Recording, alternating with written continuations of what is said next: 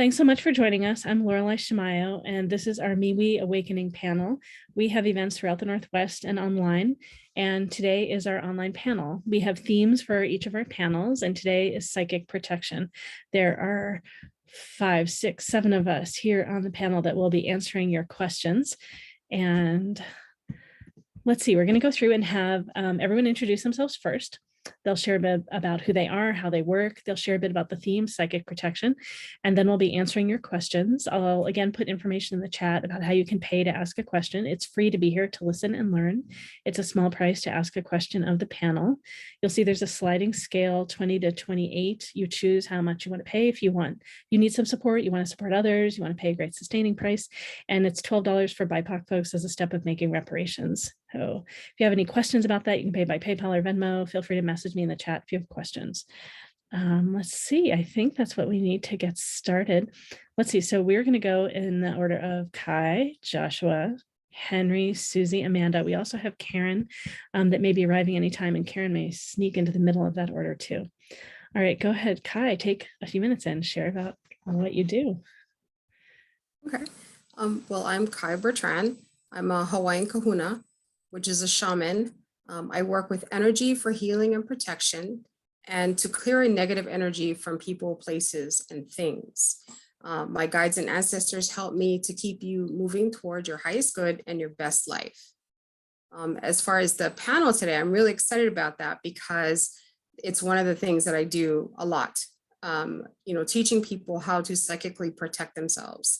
There's going to be a course in the chat that I offer at a special today regarding that to teach you how to do all kinds of different metaphysical shields, because most people do the standard white light shield. There's much more you can do than just that, and the lessons that I teach will actually show you all that.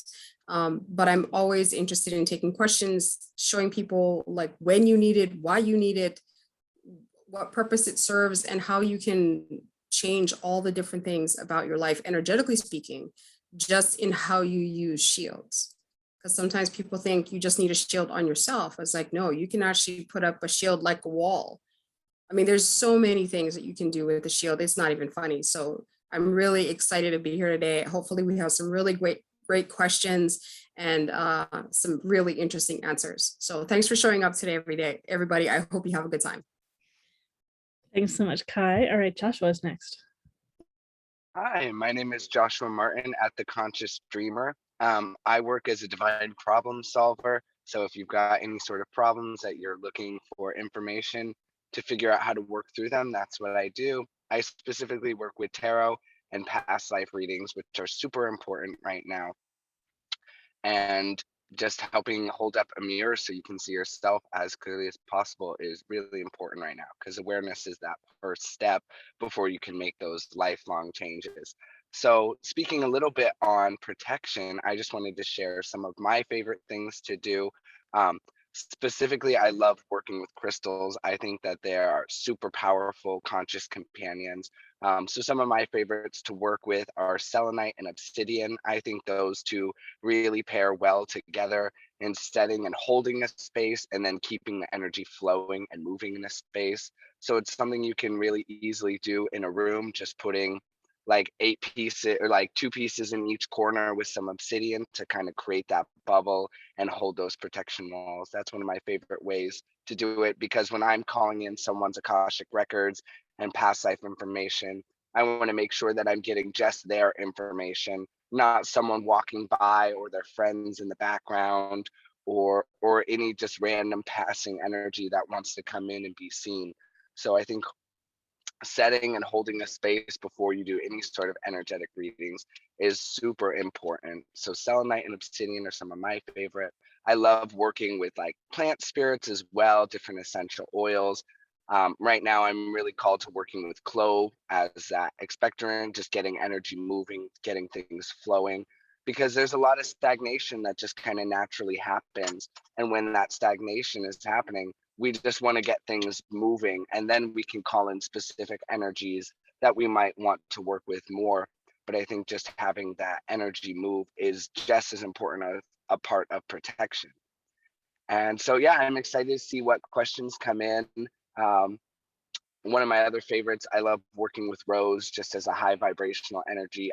Probably spray myself with rose water 10, 15, 20 times a day. So yeah, let's see what happens and what questions people have. And I'm sure more information will come through as we get into it. Thanks so much, Joshua. Henry's next. Hi, I'm Henry India Holden at henryindiaholden.com. And I work metaphysically in the capacity as a life coach and ecotherapist, a tarot guide. I help with spiritual healing. And so when you work psychically, you can open doors and passages to all kinds of other domains that we're not used to interacting with, that we're not used to dealing with, that we don't really know about. And so creating a sacred, protected space is really an essential aspect of this work for two reasons. One, in order for the experience to happen the way it is meant to be happening, because sometimes other beings get pretty excited and they want to like participate, and we might not want that. Or sometimes someone might have an interest that's at cross purpose with our own interest, and we don't want that either. So it's basically kind of like when you say like, okay, let's go into this conference room and talk by ourselves, because we don't want everyone else who's around here to be part of our conversation. It's kind of like that. And so I like to talk with people about it in terms of, rather than protecting against something, is creating a sacred protected space for something. It's just a different perspective, a different way of looking at the same thing that I find is really good for the heart. And it avoids, in my view, it avoids overly concentrating on something we might fear or something we might be uncomfortable with, and concentrating more on the beauty and sacredness that we're creating. And I have a class coming up. Can I say this at this point, Laureli? Or should it just go into the chat? Go ahead. Okay, great. I have a class coming up on 2 Mondays in July, Monday 11 and 18th. It's a 2.5-hour class each night. It's how to create a sacred protected space. So I think that's what I have for right now.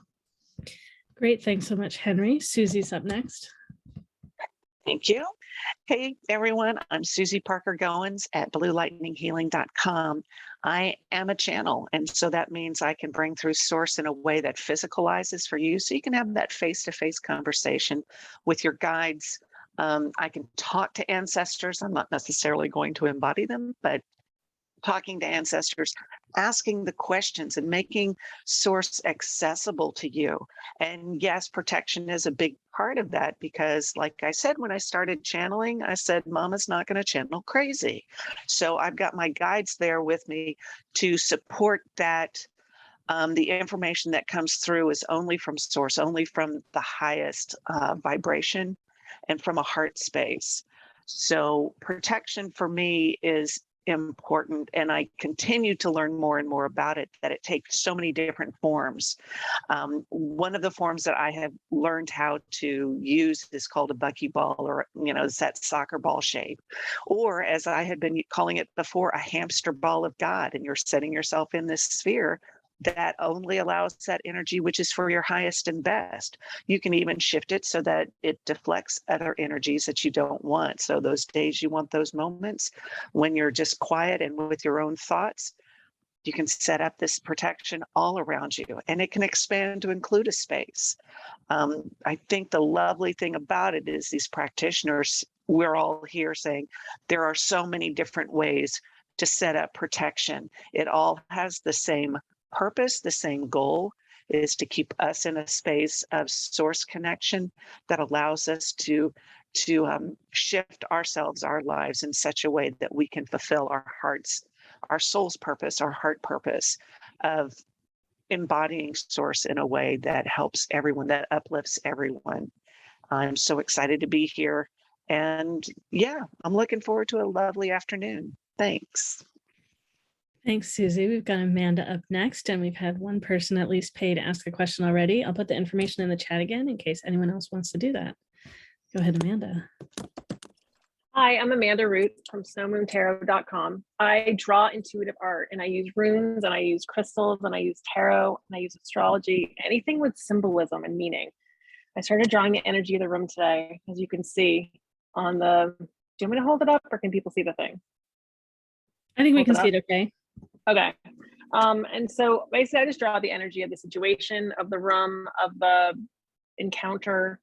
It looks like we're starting with like some kind of, it looks like the eye of Sauron in the middle, or maybe a dragon eye. This is like an all-seeing eye, I feel like. And then this looks like evil eyes. And then out here we're having a rune wheel and ancestors. Anyway, everything pops in.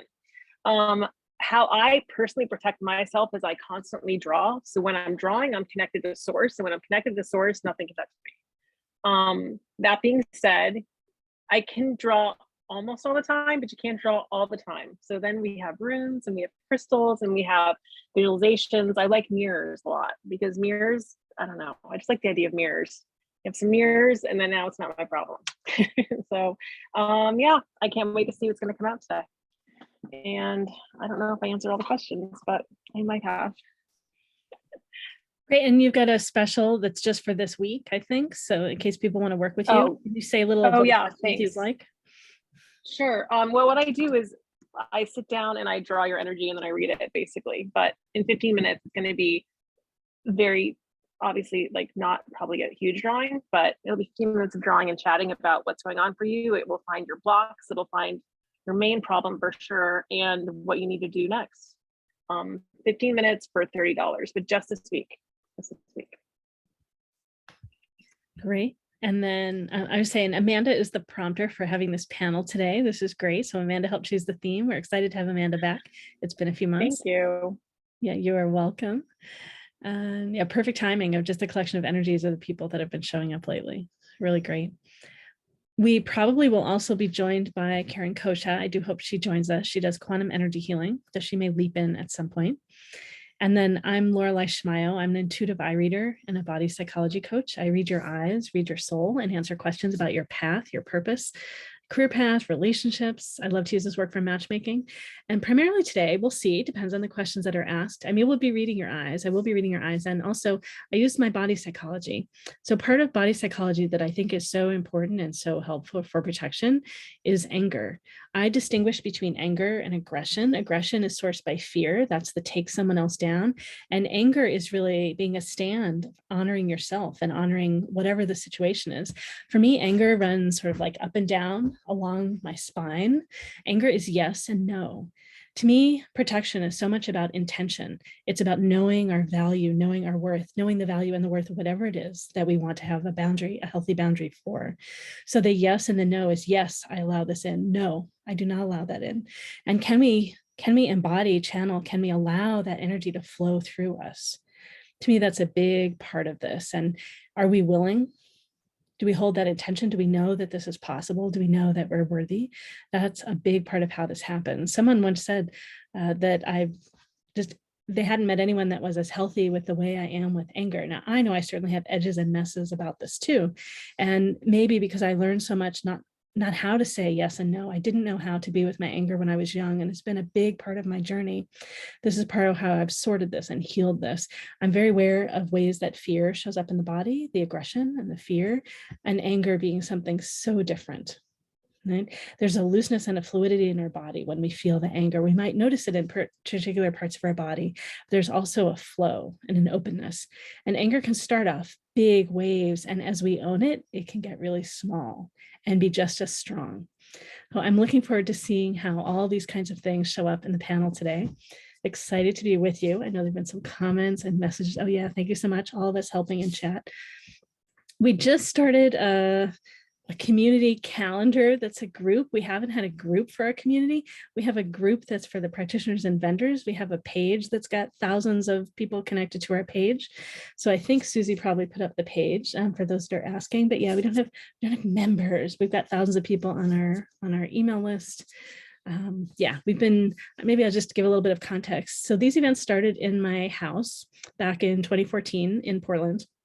had no idea that I was doing anything particular, like run an event or sort of like, it was just a collection of community, collection of practitioners coming together that we opened to the public, and with people that are interested in metaphysics, having conversations together. And after a few meetings, someone suggested that we run an event where several of us share our work, and that turned into 6 of us around my living room. I got little tables and folding chairs that I still have, that I still bring to events. So we grew to be 11 people around my house. And then when I moved from Portland to Seattle, I'm like, God, I guess I got to rent a venue. And a friend was from Eugene, Oregon. So we started renting spaces, and we moved to Eugene as well. We're now also in Seattle. So we have all kinds of fairs. I've had as many as 75 at a time, and I've helped run the BEPC Conscious Wellness Expo, which is in Seattle next weekend. We've had 150 practitioners and vendors at that. So I run lots of big events and smaller events. We used to do these events in person, and we switched to doing them online with the pandemic.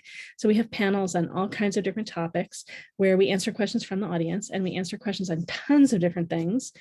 We also have practice circles and learning circles. In learning circles, we teach exercises for opening to your intuition, and practice circles are where you can practice whatever your gifts are. And we also have training panels where new practitioners practicing new modalities, getting practice sharing in public like this, get support from our practitioners while they're on a panel. So that's all the different kinds of things that we do here at MeWeFairs.com.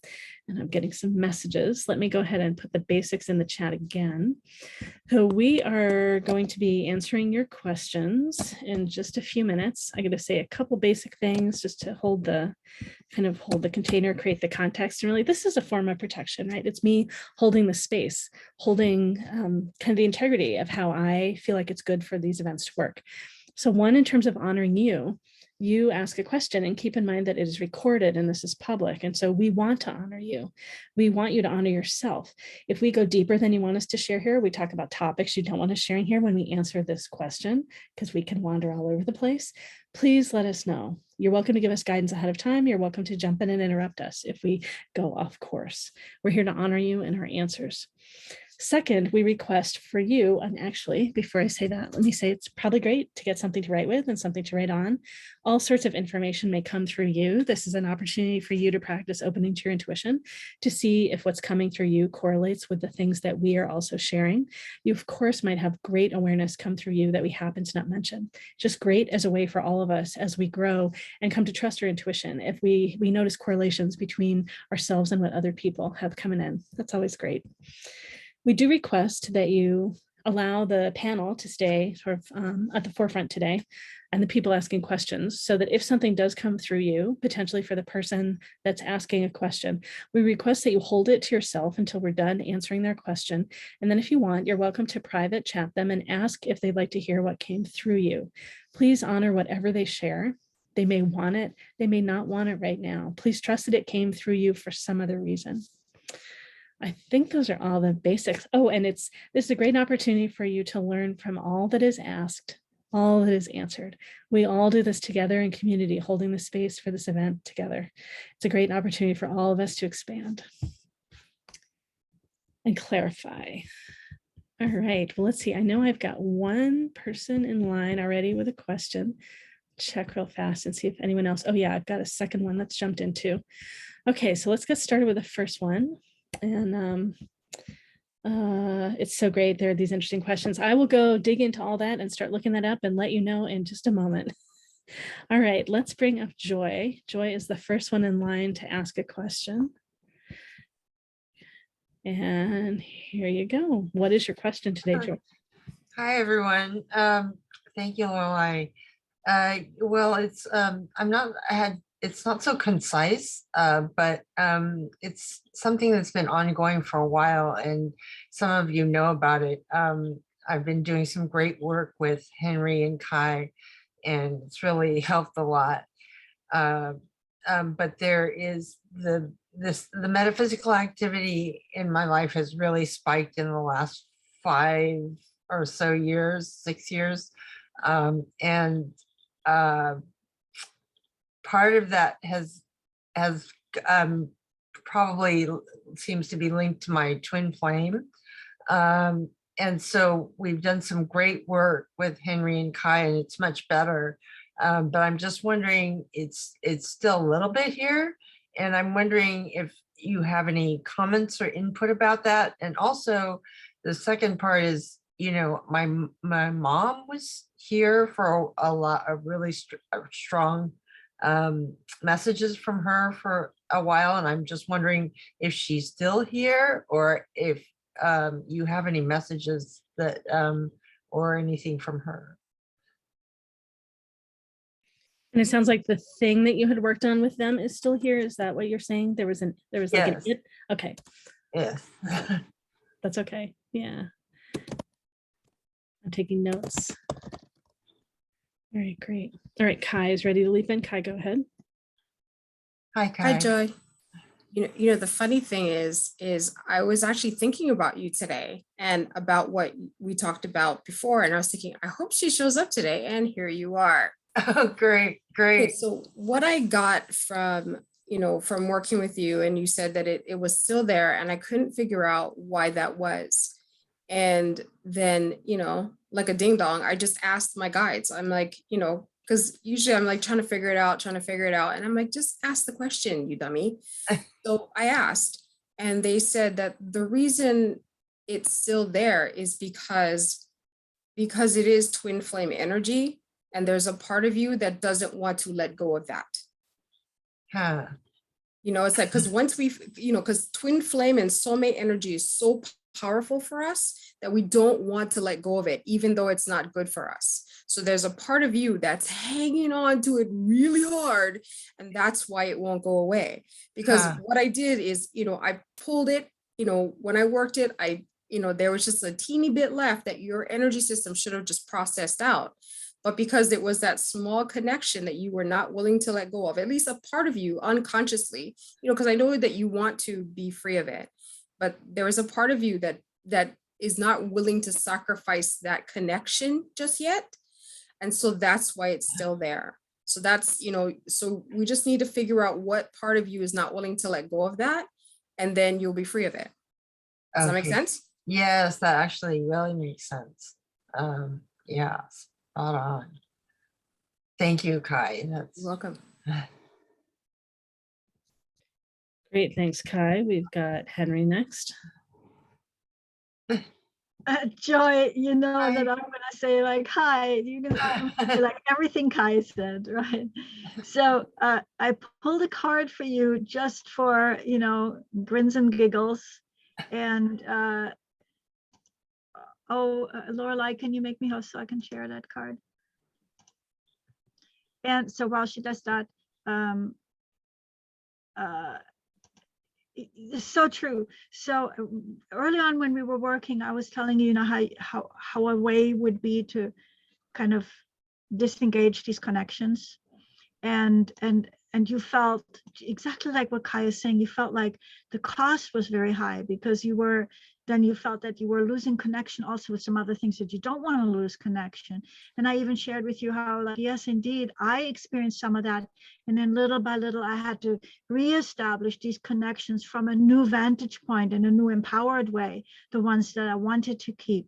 So that is like a journey, and that's work, and there's some sacrifice along the way, because for a while you may not feel as connected to your twin flame, or perhaps even not at all for a while, which can feel empty or scary, or what will happen to me if I don't have this in my life. So there's a lot going on. It's sort of like can't have your cake and eat it at the same time in this case. So let's see if I can share now. Okay, I can. And so I swear to God, this is the card that came up. You're familiar with this card, right? Oh, I haven't seen that one, Henry. You haven't? It hasn't come up before? No. So what I also want to say, and my time is running out, so this card right there, like what you have is like fear and a concern for your safety. And I bet you if I pulled another card, it would be about longing, because there's also this longing going on. So what I wanted to say though to you, let me stop sharing. What I wanted to say to you though is that the way you put in a nutshell what's going on and what your question is about has reveals that there's been tremendous growth for you. Because when you first started talking about this, when I heard you the first time, you were extremely vague. purposely, because you were kind of shielding yourself from what other people would, well, let me not say what you did, but what it looked like to me was that you didn't want to spell it all out because you don't want people to think you're crazy or whatever.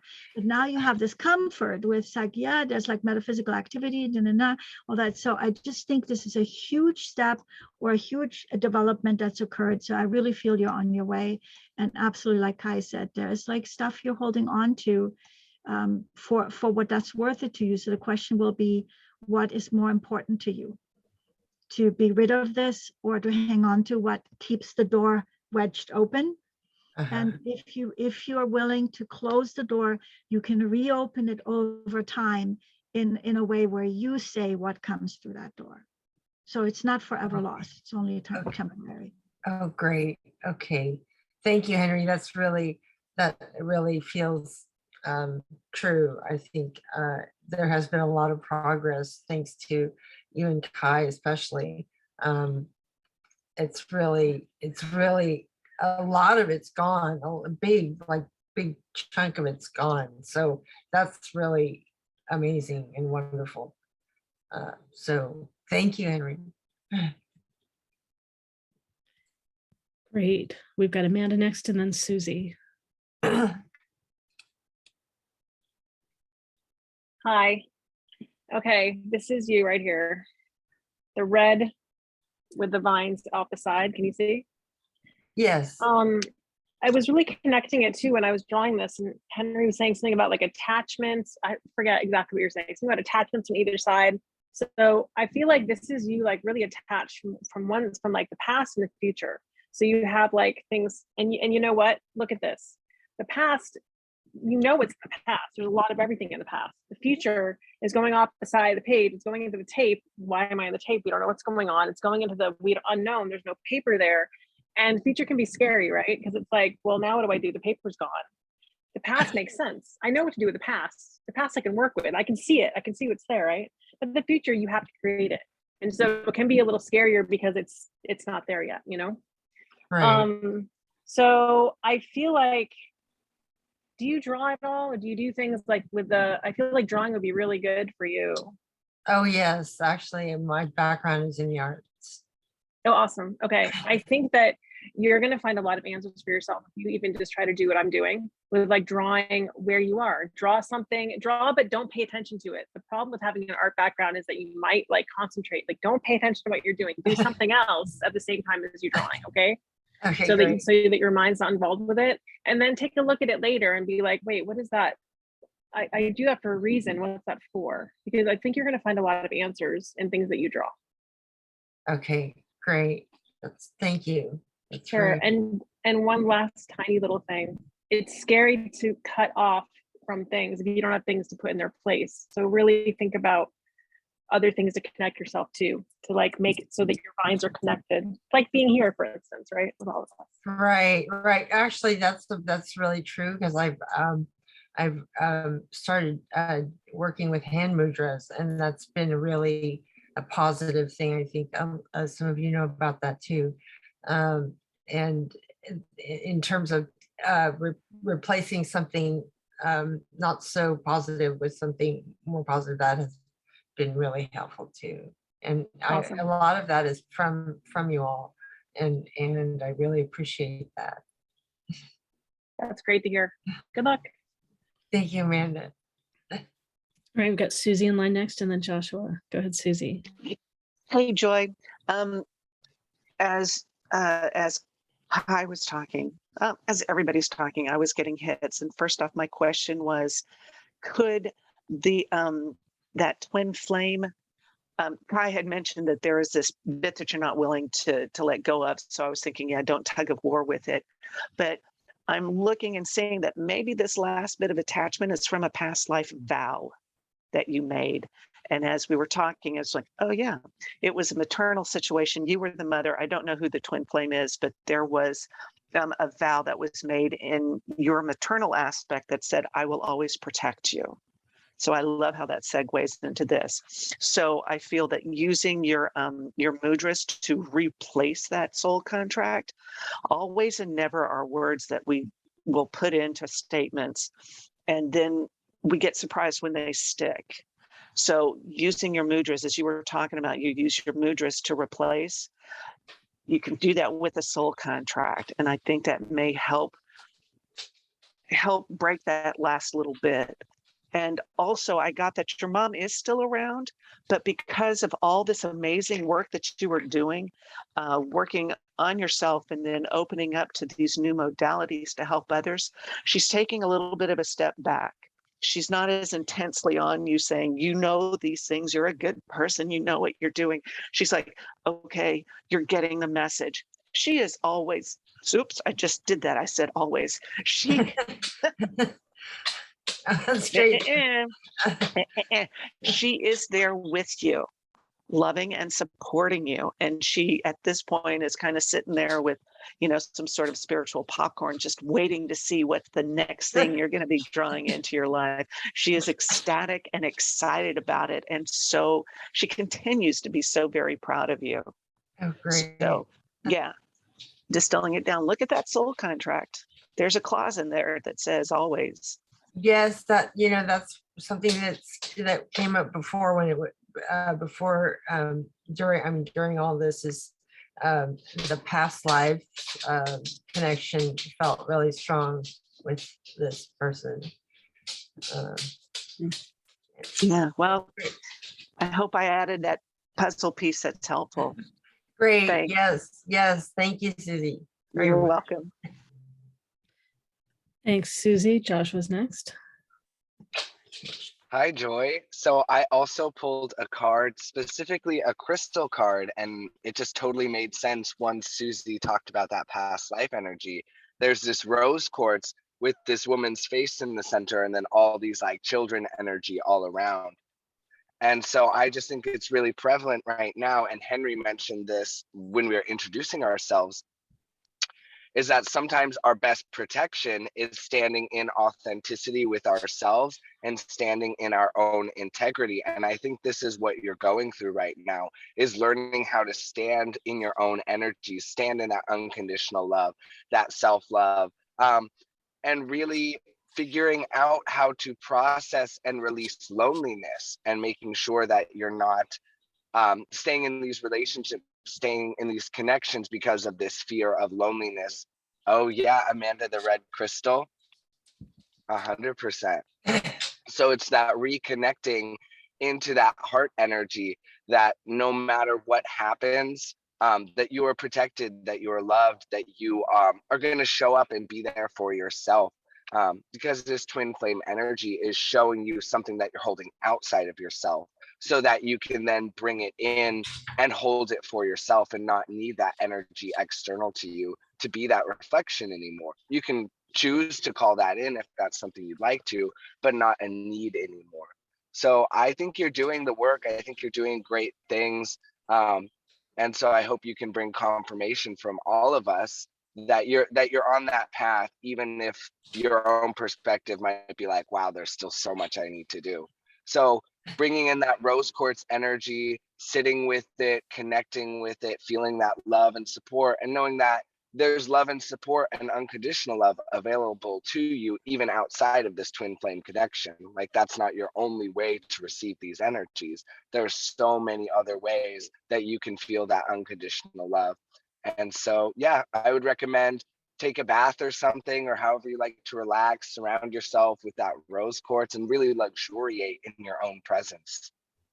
Oh, great. Yeah, that's So- good advice, Joshua. Best of luck, Joy. Thank you. Yeah, You're so welcome. I've given this person a rose quartz, and that's one of the stones because it's the love stone. So that's always been a factor with this. I'm very into crystals. So that's really great. And so And that song, Take a Little Piece of My Heart, just popped into my head. So make sure that you're not giving away your power, giving away part of your heart. So that might be even what Susie was saying, those contracts that you might have made now. Call all of your own power and love back to you, making sure that you're not like creating another tie or creating another connection with this other person, that's embodied by that crystal. That crystal's holding on to those frequencies for you. Cut those cords, cut those ties. It can still represent unconditional love, but make sure it's not a piece of your heart that you've given away. Oh, yes. Okay, great. Thank you. You're welcome, Joy. Thank you. Thank you, everyone. It's really, really wonderful. I get a little bit I'm going to throw in too, just briefly. Oh, So yes. to me, part of what occurs to me here is grieving and all the different layers of grieving. And I have some questions that it would be great for you to go through and answer as part of that. My friend Janet has these from a conscious completion exercise. So it's Janet Parks. It is, I fondly remember, ... I miss or mourn. I learned. I appreciate.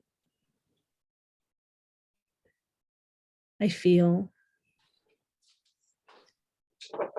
Going forward, my wish or my intention is.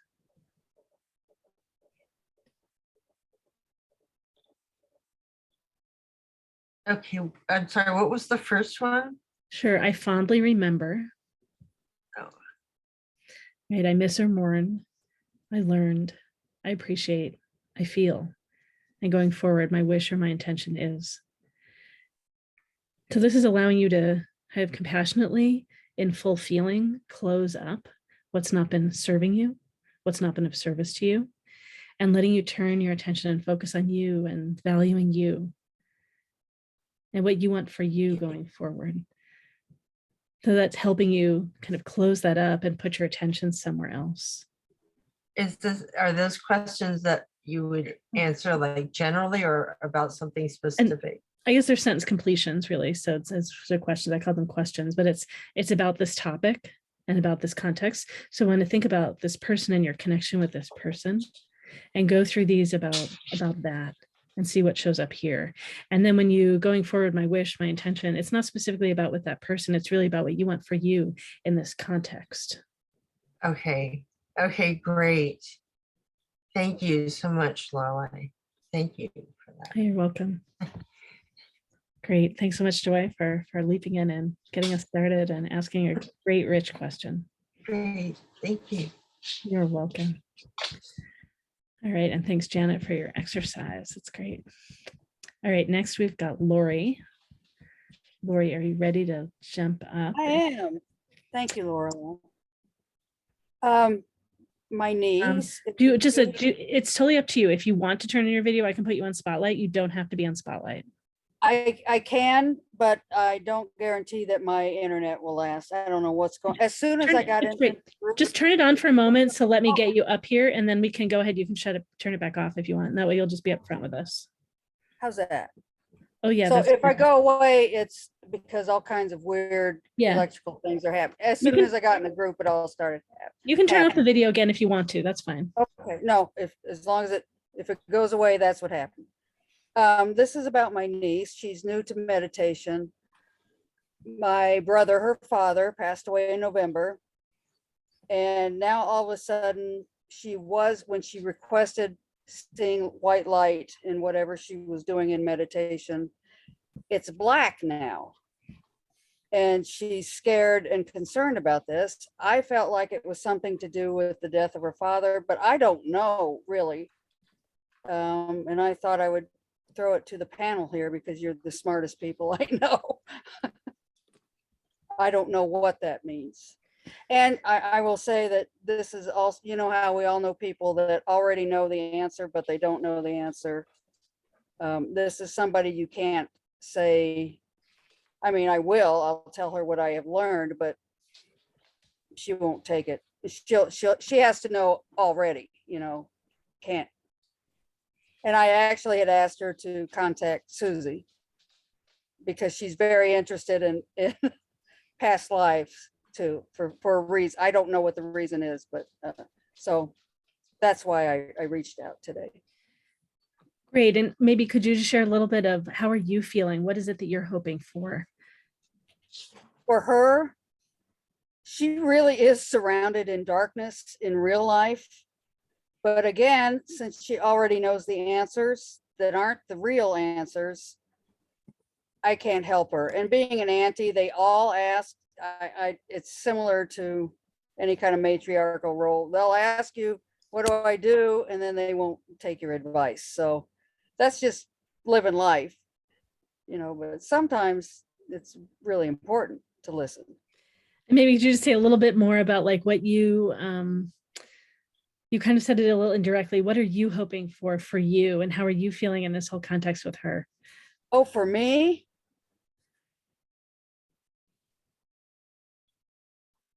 I hope she listens and learns. More importantly, learns. If it's not from me, from somebody else. For myself, I understand what the role is. That's not going to change. And I'm okay with it. I wasn't okay for a long time, but I am now. It's probably because I'm so old. And it's less work that way. But, you know, you put it out there, they'll either take it or they don't, whether it's her or somebody else that's in your family. So I believe she has a great compassion to go into this line of work, but she's got to start listening and learning to whoever it is. And she showed me this link to this real hack, a real hack. And I read the email, and it's just like the emails I get from somebody selling stuff. You know, I'm in the radio business and I get ads, people want me to buy their stuff and this, or, you know, and it's a template. It had nothing to do with spiritualism or your heart or soul or anything. It was just selling crap is what it was. And that concerns me the most of all. Yeah. So you want good resources for her. You want her to choose to step in and grow, and you feel scared that maybe she's engaging things that aren't good and supportive of her. Right. Yeah. Okay. And then you have a question about the very specific thing, right? About the light and what she's experiencing. But I also understand she's grieving. So she's not going to be thinking straight anyway. Okay, great. All right. Amanda, you're first in line. Hi. Okay, this is picture. See down the bottom. Let's see. So long ago now that I was going to say something. So hold on. I got to get back there. You started talking about the blackness, right? So Yes. think about like the idea of like a light switch going on and off. So in the moment when the light's on, everything's light, the light's coming in. But then the moment the light's off, it's like you're in the same space, but now there's like a void and there's like complete darkness. And you can't really be connected with the light if you also aren't, I mean, you can, but it doesn't really work. It works better if you're also aware of the complete absence of light, you know? Yes. So in the things that she's finding darkness in, she's probably finding light in the darkness. So it might be scaring you what she's seeing, but she's probably seeing like the positive side of it. I think it's probably, this is like, for lack of a better way to say it, probably good to warn her that there the whole cult thing is real, right? Like in this kind of situation, but she has to but just don't tell her these people are bad, because then she's going to be like, oh, those I really like now. That's just how it works. You're right. I have a bunch of kids, so yeah. So they're never going to learn from me. Like I have to I can't, it doesn't work like that. So, but just saying the idea of there are people that are like, not great, but don't tell them who they are, and tell her like, I know that you'll know who they are when you'll find it, and teaching her how to find like what's right, maybe like how to feel it, like connect with things and feel it like in her body. So if she's feeling blackness, then I mean, it depends, right? If it's a negative thing, she's got to learn how to trust her own intuition on it. Okay. And just tell her to like that, realize that you'll be faced with choices to make, and that that she'll make the right ones. Okay. But yeah, I think she's gonna be okay, but she's just kind of got to get through this time. Just like all of us. Okay. Yeah. Okay. Thank you so much. Thanks, Amanda. We've got Kai in line next. Hi, Lori. Hi, Kai. So what I got for you with the blackness was that I just saw your niece as if she was like covered with a blanket, like so that you can't really see anything. And I think that's just, you know, the emotions of everything that's been happening playing out right now. And so it's kind of in meditation, it's manifesting as like, you know, like a black screen, but it's just energy that she has to work through. And then eventually she'll see that it will, you know, right now it's black, and then later on it will turn gray, and then it will be, you know, then she'll be able to see light through it. It's just a matter of she's seeing the energy that's around her right now, and, you know, having the cult thing that she's kind of interested in, that's just her kind of grasping for something that she thinks might help her, but it doesn't necessarily mean she's going to go for that. So I think that, you know, Amanda's right in like, oh yeah, that's nice, dear, just kind of like brush it off. Don't give an opinion one way or another.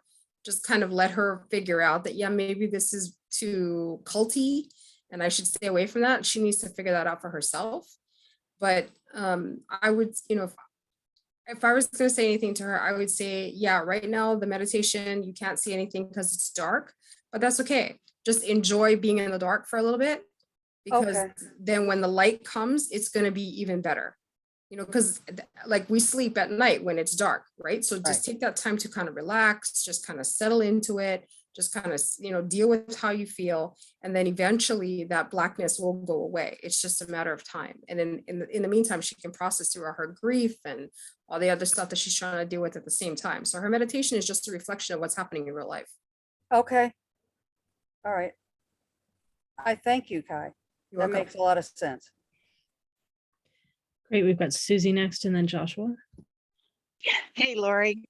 So essentially, what I'm going to do is just restate what everybody else has said in my terms. Yeah, I do see that black light is all of the grief. I love the blanket imagery that Kai just provided, because there is that point where you just hide under the blanket because you don't want to go out there. It's a question of whether she stays there or not. This is a process for her. And she's also learning to trust what she is getting in. And for you, what I got was sometimes the best thing a person can do is nothing. You hold the space. I know it is so hard, but sometimes compassion comes through in having somebody learn their own lessons their own way, which is, you know, what Amanda's been saying and Kai's been saying. Is like, she's got to learn this her way, because that's what's going to integrate best into her own energy, into her own experience. Hold the space, wrap her up in love, do all those things, but you got to let her have her space. And that gives you that space too, because then those cords will not happen and good stuff like that. Okay. I Yeah. appreciate that. Thanks, Susie. Thanks. You're welcome, Lori. Thanks, Susie, Joshua, and then Henry. Hi, Lori. Hi, Thanks Josh. for coming on. Thanks for asking for help and advice. So I drew some crystal cards, and just to get like more understanding of the situation, and then to give you something that, like, if you want to give her some different crystals that might be able to help her out. That way it's not really saying anything, but you're offering that energetic support. Like, I'm still here, but I'm not going to tell you what to do. So the first crystal card that I pulled, kind of just getting clarity on her situation, was Moldavite.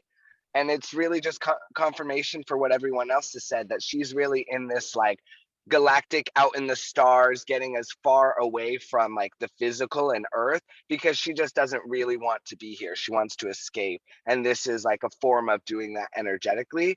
And so your relationship that you're playing out is like, you're kind of calling her back down to the earth. You're the gravity that pulls her back in, but she wants to escape from you because she doesn't want to be here. So it's this like back and forth slingshot effect, which isn't necessarily personal. It's just where she's at right now. Yes. So I think keep doing what you're doing, of being that safe space, being there to talk with her if she wants to, but knowing that she's just trying to slingshot out of orbit because she doesn't really want to be here right now. And so some of the crystals that I pulled, this was a bronzite crystal that I pulled, but really those coppers, the malachites, the azurites, those really copper-based minerals to help bring her back down. bring her into with some of those green ones. The malachite brings you back into those heart spaces, offering that energetic support to be grounded and feel what she's feeling. Malachite I love specifically because it can help almost like a Tylenol, ease some of that energetic pain so then she can go deeper into it. So that's something I think would be really helpful. Some of those copper crystals to help her feel what she's feeling without as much of the intensity or as much of the pain that might be associated with it. So that way it's easier and there's more joy in coming back into her body, being grounded on this earth. There's not as much fear of like, oh no, I'm gonna try as hard as I can to not be here. Because hey, maybe being here is not so bad. Being with my auntie is, you know, it's better than some other things, or it's pretty nice comparatively. So I think offering some crystal support would be something that you could do to be like, hey, these are the energies that I like and have helped me. Take it or leave it, but they're pretty crystals either way. Okay. Thank you, Josh. You're welcome. So much love and best of luck, Lori. Thank you again. Thanks, Joshua. Henry's next. All right, Lori. So a couple of things, and I'm going to kind of race through them a little bit, but this gets recorded so you can listen back if you don't catch it all. So I'm departing just slightly, but you know, maybe I'm filling out the picture here.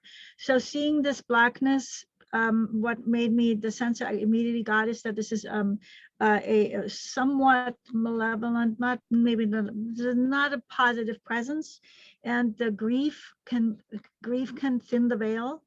And so that this might be what's going on. So it would be super helpful for her to begin developing her own psychic protection, what do you call it, a ritual, which Google it, there's a gazillion. If she doesn't want to see somebody, there's a gazillion insights on that, and just what resonates with her. Pull from all these different sources and pick what resonates with her, and try these things and be in sort of a feedback loop. If it feels like it's lifting, then keep that. If it feels like it's heavier, get rid of that idea.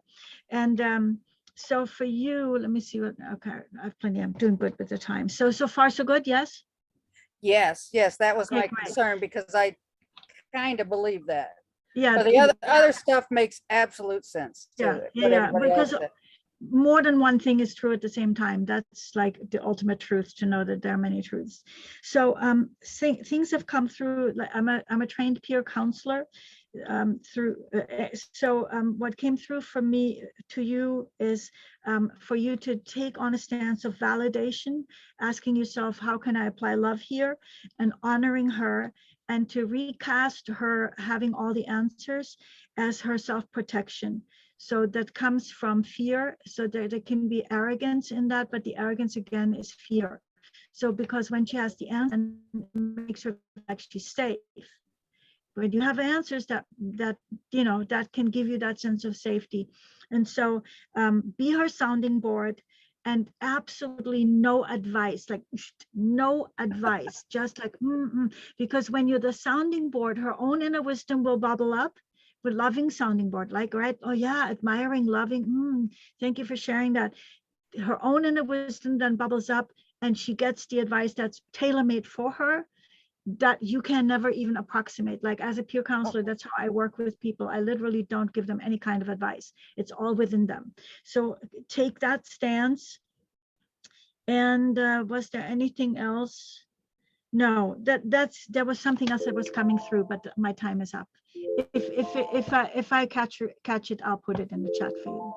Okay, thank you, Henry. That was very helpful too. Thanks so much. I deeply appreciate everyone flowing with our time. Let's see. So just a few things from me. I think it's great for you to fully express everything, not only here like you're doing with us, but really in private. Just let yourself totally just go, like, say all the things, say them with full big waves of emotion, and see if when you're with her, you can get to a place where you can share like this combination of like, I feel so excited that you're exploring blah, blah, blah, blah, and I feel scared and make up all kinds of stories about this too. And like, I have to trust you. And like, I feel scared. Like, I just want you to know, like, I love this and I'm here as a resource. And if you want that, I'm here. so that she knows she Okay. can come to you, and that you're like, you're sharing vulnerably, honestly, like what's here without too much of the content, so that you're not like squishing in advice in between, but you're sharing that you feel all these different mixed things. Okay, because she has made some bonehead decisions in the past. From your perspective. No, I would say legally and other Well, ways, but she takes definitely from risks my that you don't take, perspective. right? She takes risks. She's Yeah, got a different, but different. but you guys are right. That's her path to walk. I need to butt out. and We Was- can't do it for them. chances are you'll have a richer, more collaborative relationship if you're not. Okay. Yeah, if you give her the spaciousness and trust. Like, so my partner and I are in communication. I'm think, feel, act. So I tend to think things through before I take action, and she's feel, act, think. So she doesn't think things through until she's in the middle of doing them, and I get really scared because I think ahead, like, oh, this could, and realistically, really, she's so much more physically capable of dealing with things when they come up because she's feel, act, think. So for her, it's safer, whereas for me, it's not. And this is where I have to know, like, her journey is different than mine. Right. So same thing. She's bringing capacity that you don't know what it is because it's not in you. It's different. That's right. That's right. Yeah. So share your excitement and share, like, I sometimes scare myself and I make up stories and I worry, and like, I get that's me and my stuff and the way I see things. I'm so excited and I care about you, and I'm a resource if you want that. Yeah. That's what I see. I will apply everything I learned here today. It's great Towards after this. you fully express yourself so that you're not holding it back, trying to stifle it. It's squeezing out in between. Well, no, and I think I will suppress it because they really don't want, none of them want to hear what I have to say. They just want me to validate what they're saying. And I'm encouraging you not to suppress it in your own experience. Just express it privately. All right. Okay. To the universe, you and the universe. Yes, to the universe. I could do that. Yes, Great. easily. Thank you, Laureli. You're so welcome. Thanks for jumping on. All right, next we've got Ryan. All right, Ryan. Greetings, how are you? Hi, great to be here with you. Thanks so much for jumping in. Thank you. What is the strongest form of psychic protection against negative entities? Is it wise to layer multiple layers of protection, like visualizing shields, bubbles, crystals, oils, incense, grounding, etc.? I have an issue where I have several negative entities in my consciousness, but no form of protection I've tried has been able to work because these are more like ancient Anunnaki reptilians, and they're experts at magic and thousands of years old, and they've counted everything I've tried so far, such as visualizations, crystals, vows of sovereignty, affirmations, meditation, oils, incense, and grounding. None of that works for these types of beings. So my question is, what would you do in my situation? What kind of protection would you try to use against these ancient aliens? Thank you. It's great. And I'm going to say one quick thing before I hand it off. I'm going to have Amanda and then Henry. I'm imagining that there's some connection that these have to something else that you really value, and there's some way that you're holding on, and it's finding that place in that way that you're holding on and being with what's here about that. That's what it's like, some fear that if you ended this, if you cut this, if you let these go, there'd be some other loss. And there's yes, I've tried cutting it consciously because it is due to a past life. Past lives, I've had like 100 lives with this being, and in my first reincarnation I was a Lyran, and I agreed to carry this being in every future reincarnation. So but I cut this cord, I cut this sort of like this agreement, but they're still here in my consciousness, and they're not respecting my free will or sovereignty. So it's an issue I've been trying to fix and resolve, but nothing's been able to work. So I just say, are you willing to find a new way to interpret Yes. or create this agreement so that you meet the terms that you need to from the past, and you find a way to honor yourself in this life yes, now? Yes, I am trying to, yes. And I want to encourage you that word try. So try to touch your hands together. Try to touch your hands together. Exactly. Well, so you're touching your hands there. Just show try. Right? So trying is towards, and no, that's touching. So trying is towards and away. So whenever you catch yourself saying the word try, like I'm trying to do something, it means that I'm putting there and I'm also pulling back. And so are you willing to find a new way to interpret or to create this agreement so you can meet and absolutely. Yeah. So that's what you're wanting to find, is that place where you could do this in your energy. All right. That was my turn. All right. We've got Amanda and then Henry. Hi. Okay. So I didn't even draw for you, I'm sorry to say, because I just have a really strong feeling for what would help you. I feel like you're inadvertently giving them power in the fact that when you say how powerful they are, you're giving some of your power away to them, and you're making them more powerful, and they're taking your power and using it against you, kind of, right? They've been doing that So- for a long time. Yes. Yeah. And so the only way, like well, not the only way. I think a really good thing to do would be connect with the earth. Do things that are Yes, grounding, yeah. do things that are Yes. earth related, do Tried things that. that are like oh, you use Lorelai's favorite word, try again. Well, I have tried it. That's the truth. That's the truth. I've tried many things. So I feel like it's gonna take more repetitive doing. And Okay. it's if you may have tried something before and it didn't work, but maybe you weren't ready and you weren't like right. That's you weren't true. ready for it to work done, right? So I really feel a strong like feeling that you need to be earth connected. Something on the ground. Either that could be building a structure, it could be building something like that real, like a shed, I don't know, something, or like some kind of area, or digging, building a wall, doing something very grounding and like earth related. And in that moment, they're not gonna have any control over you when you're physically building something. Because then you're connected with the earth, you're connected with Gaia, you're connected with everything here, and your beings don't have any they can't take over the whole earth, right? But then when you're one Right. with the earth, you're good. Because you got like earth on your side. Exactly. That's So, a good yeah. idea. Thank you. You're welcome. All right, good luck. Thanks so much, Amanda. We've got Henry and then Kai. Go ahead, Henry. So Ryan, the first thing that immediately came to me is the engagement. So it's really hard not to engage with something that engages with you. And so there are meditative ways that allow you to disengage from this and other things. And there is going to be some loss, exactly like what I was talking with Joy about. Some loss because when you disengage, there's other things you disengage with as well. So developing a practice that allows you disengagement. So when you think about them, when you describe them to yourself, when you gain clarity on who they are, them, or that individual, who they are, what they mean, what this is about, this is all engagement.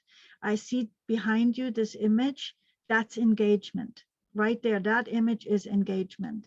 Anything that's sci-fi, anything that's fantasy, fantasism is all engagement. All these doors need to be closed. Why do I know this? Because I've gone through this myself. I literally went to see an exorcist. At the time, I didn't know this was an exorcist. It was just somebody said, you need to see this woman. She was an exorcist with the Roman Catholic Church, and it was an amazing, shocking experience. And so I recommend for you to find somebody who does depossession work, who has. I actually saw an exorcist, and actually they failed. Didn't work. It helped? It didn't work. No. It didn't work. Didn't work. Okay, well then, then either this person just wasn't good at this job. It worked for me. So I know it can work. For some entities, it can work. I'm sorry, say again? For some entities, it can work. Well, so, like you're in a place of not being open to possibility because you've tried everything. So you know all this already. So you have to change your mind. You have to open it a little bit to allow the possibility that maybe another exorcist or we don't call him exorcist anymore. Shows you how old I am. Another person who works with deep possession might be able to do that. You might want to find, is this an alien or somebody from another dimension? It's an alien. It's an alien. So not from another dimension. No, they're from another dimension. It's a multi-dimensional. They're in multiple dimensions. Because some aliens are and some are not. Yeah. So I just wanted some clarity on that. So is the person that you worked with, did they specialize in working with interdimensional beings? Yes, they do. Yes. Okay, why do you think it didn't work? I think because at first it was a soul agreement, and that's why I couldn't get assistance from any ascended masters or archangels or seraphim angels. But I have some assistance from seraphim angels that come down and help heal me when they're doing things to my body. So I do get some relief through seraphim, because seraphim angels are the highest order of angels, and they're the only types of beings that can see through their magic. But they're still here. They're still here though. But I mean, but I do get some relief from the seraphim angels. I'm glad to hear that, and I promise you can say no to all of it. You can say no. It doesn't matter. There's no agreements that you have to honor if you don't want to honor them. Exactly. That I does agree. not exist in the universe. So in this universe, the ultimate truth is that you can say yes and you can say no, and a lot of things in between. So you definitely can say no, but I think where you're at kind of vibe-wise, I've tried all this stuff and I'm kind of, it hasn't worked. So this is the tough place to be in. So this is where the work needs to start for your mind to change. And I think that Amanda is 100% right. Ecotherapy is the thing for you, like working with Mama Earth herself. Literally Okay. working with her. That's like gardening, planting, being out, forest bathing, walking barefoot in the grass, connect with Mama Gaia, because these beings, or that being, whoever is involved with you, is not connected to Earth. Not this Earth anyway. Right. Well, they are connected to the Earth actually, but I don't want to say or reveal who they is, but they do have. Well, but this volcano is not their energies. planet. Right. No, it's not their planet. Well, they've been here a long time, but it's not their planet, right? Yeah, okay, my time is up. Thanks, Henry. All right, we've got Kai next. So interested to see what Kai's going to share. Okay, so in terms of like standard exorcism, this is what I do. They're called deliverances. Okay. But what I'm sensing for you is that it's a multifaceted problem, and it's actually emanating from your shadow self.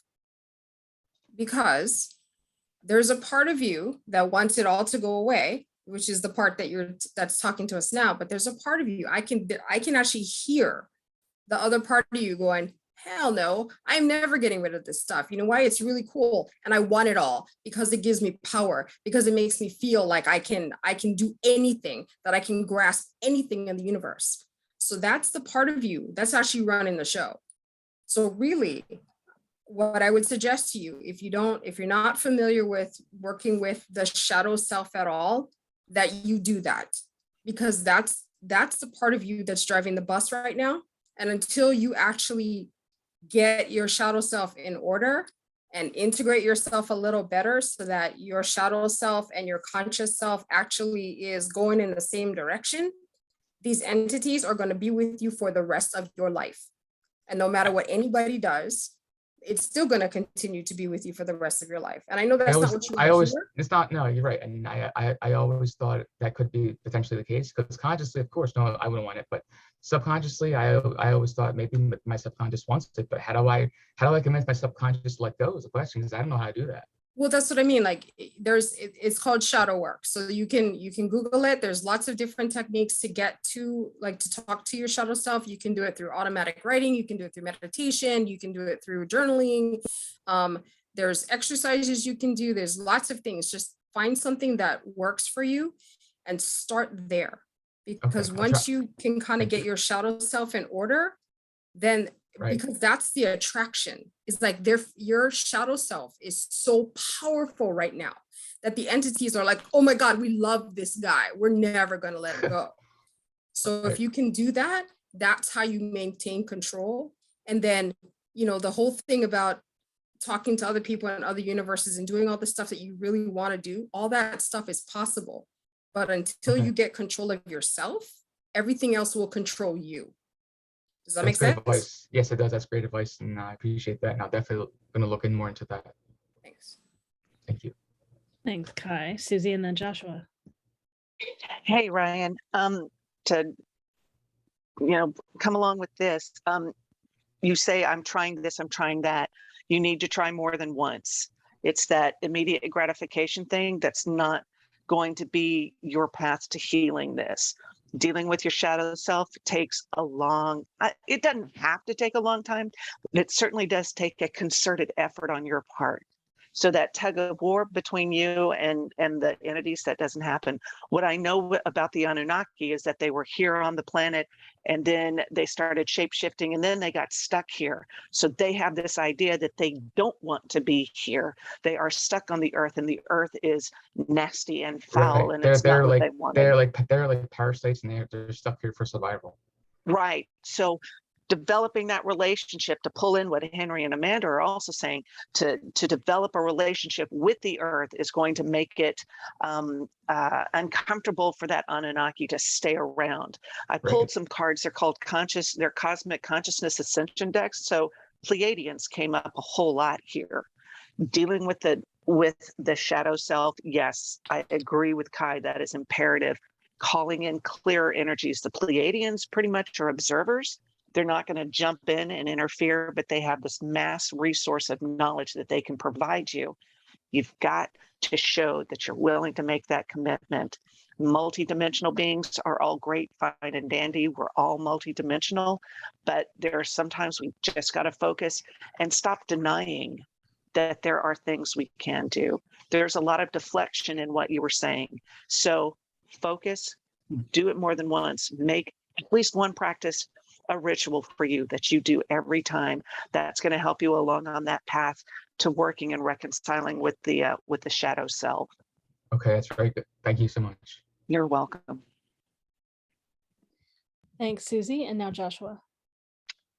Hi, Ryan. So Hello. just to continue on from where other people have said, I think it was Laureli who right at the beginning was saying, like, what are the things, the habits, the like actions that you're doing that are feeding these entities? Because like you were saying with these parasitic entities, they're so deeply ingrained into that sacral energy and those emotional bodies. So your life force, your creative energy, what are the things that you're doing that are feeding into it? So it's going to be things that feel shameful or that you're embarrassed about or like you don't want to talk about. What are those things that you do in those quiet moments that are really feeding energy back into this parasite and giving it a deeper hold in your life? I think that's going to be one of the white most... light as well.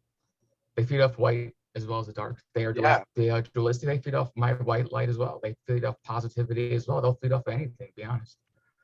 Unfortunately. Yeah, so what are those moments where you're consciously choosing to feed them, or maybe not feeling consciously like you're choosing to feed them, but those things are going to be really powerful to start taking back in whatever ways you can that power. And because they are so intrinsically connected into you, it's going to be this aspect of starving them out, of making them so weak within your field, because they've already invaded you. They're already inside of you. Yeah. So that calling in the protection, it's like, you're already infiltrated, so you can't, inside out push it out until you start. I wish I can push it out. I wish.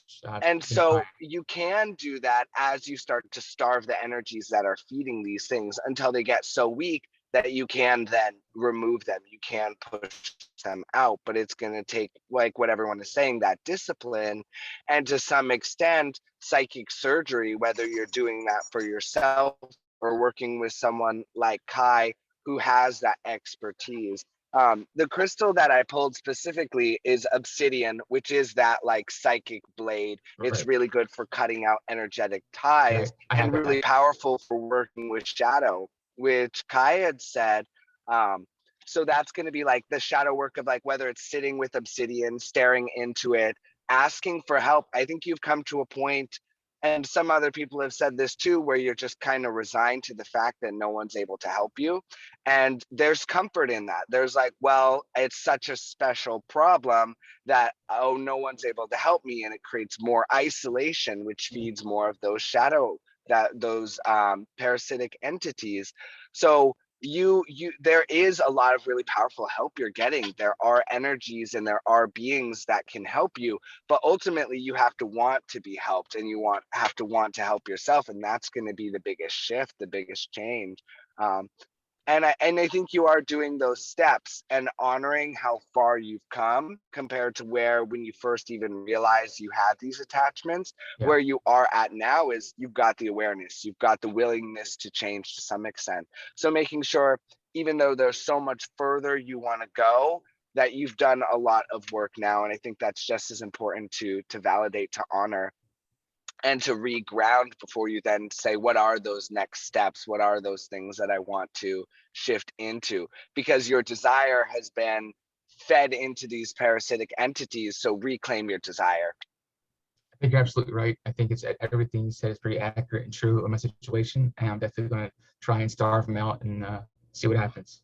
You're going to starve them out. How long it takes but you're gonna do it one conscious decision at a time. Thank you, Exactly. Ryan. Thank you Best so of much. luck. You got this. Thank you. Yeah, thanks so much, Ryan. And by the way, if you discover that you're in a place where you don't want to let them go, it's okay. You just own that. I'm not willing to let them go. Definitely willing. They need to go. They can't stay with me forever here. So, you know, so yeah, they're definitely going to be going. They're not full time going to be in my consciousness forever. I can't even imagine surviving like that in this like that. So, Thank you so much. Great, interesting you. question. Really brought Thank up you some so great much. I answers. appreciate it. You are welcome. Thanks a lot. Thanks everyone. All right, next we have Kelsey. Where are you? Lorelei, can I show my picture really quick? Oh yes, that's right. I forgot. Amanda, go ahead. Okay, only because it's your Ryan. I skin. just want to make sure, Ryan, this is for you. Go ahead. Okay. Okay, this is like your skin at the bottom, because when you were talking about parasites, I was like, that's what that is. See the parasites coming out of your skin? They're coming Yes. up there, and no matter how much you're protecting it here, you're protecting it here, you can't protect all of it. Now it's coming out there, it's coming out everywhere. But then look right here, there's another something coming out of you, and this is what's connecting with the group energy up here. So connecting yourself with other groups of like-minded people who are successfully protecting themselves is going to help you. Problem is, sometimes these energies feel the same, and that might make it hard for you to be connecting with groups, because you might be like, no, wait, it's like the parasite again. But They do run interference. not They do run always. interference. Yeah. Yeah. So, but anyway, that's you at the bottom. Okay. Beautiful. Good luck. Thank you so much. Sure. Totally made sense that a drawing would emerge. Hadn't in the beginning. Great. Hi, Kelsey. Hi. Hello, everyone. It's nice to see you, and I love being here. I just want to share that. So I was like thinking of my question. I have like a bajillion questions, but I guess. And it's okay to, and you can say like a blend of several together. Don't worry about that. Okay. Cool. That helps actually. So I guess something that's been coming up for me recently is, you know, I'm up leveling myself into like entrepreneur and all of that stuff. And I'm really facing what I believe is a father wound. When I was raised as a child, my dad had he was abused, emotionally abused and neglected. And then, you know, he wasn't emotionally available to me. If I tried to speak my truth to my dad, or if I tried to share, you know, my opinion, if it didn't match his, he would react harshly to me, and he would yell at, you know, get mad or irate. He would calm down after we talk it out, but it was that initial reaction. And so I'm noticing now that I just have this intense fear around telling people what I really think and feel with my clients. You know, there's a situation happening where it's a simple, I need to tell a client it's not a good fit, but I'm feeling extremely scared to do so. And just all of this chaos and anxiety comes up. So yeah, I'm just wondering if there's any insight on that. I especially love to hear from my guides if that comes up at all. Great. Joshua's ready. So go ahead, leap in. All right. Hi, Kelsey. Thank you so much for coming on and sharing. I pulled a card right even before you started speaking, and what came up was petrified wood. And so I think this really just goes to show that you're dealing with some form of soul fragmentation or soul loss. There is a part of your being that was not safe, that was not comfortable speaking her truth. And so when you came into that abusive situation, that part of Kelsey just left. She went somewhere else where it was safe to speak her truth. So you're going to go through this process now of trying to call her back, letting her know it's safe to be here, it's safe to be embodied again, and it's safe to speak your truth.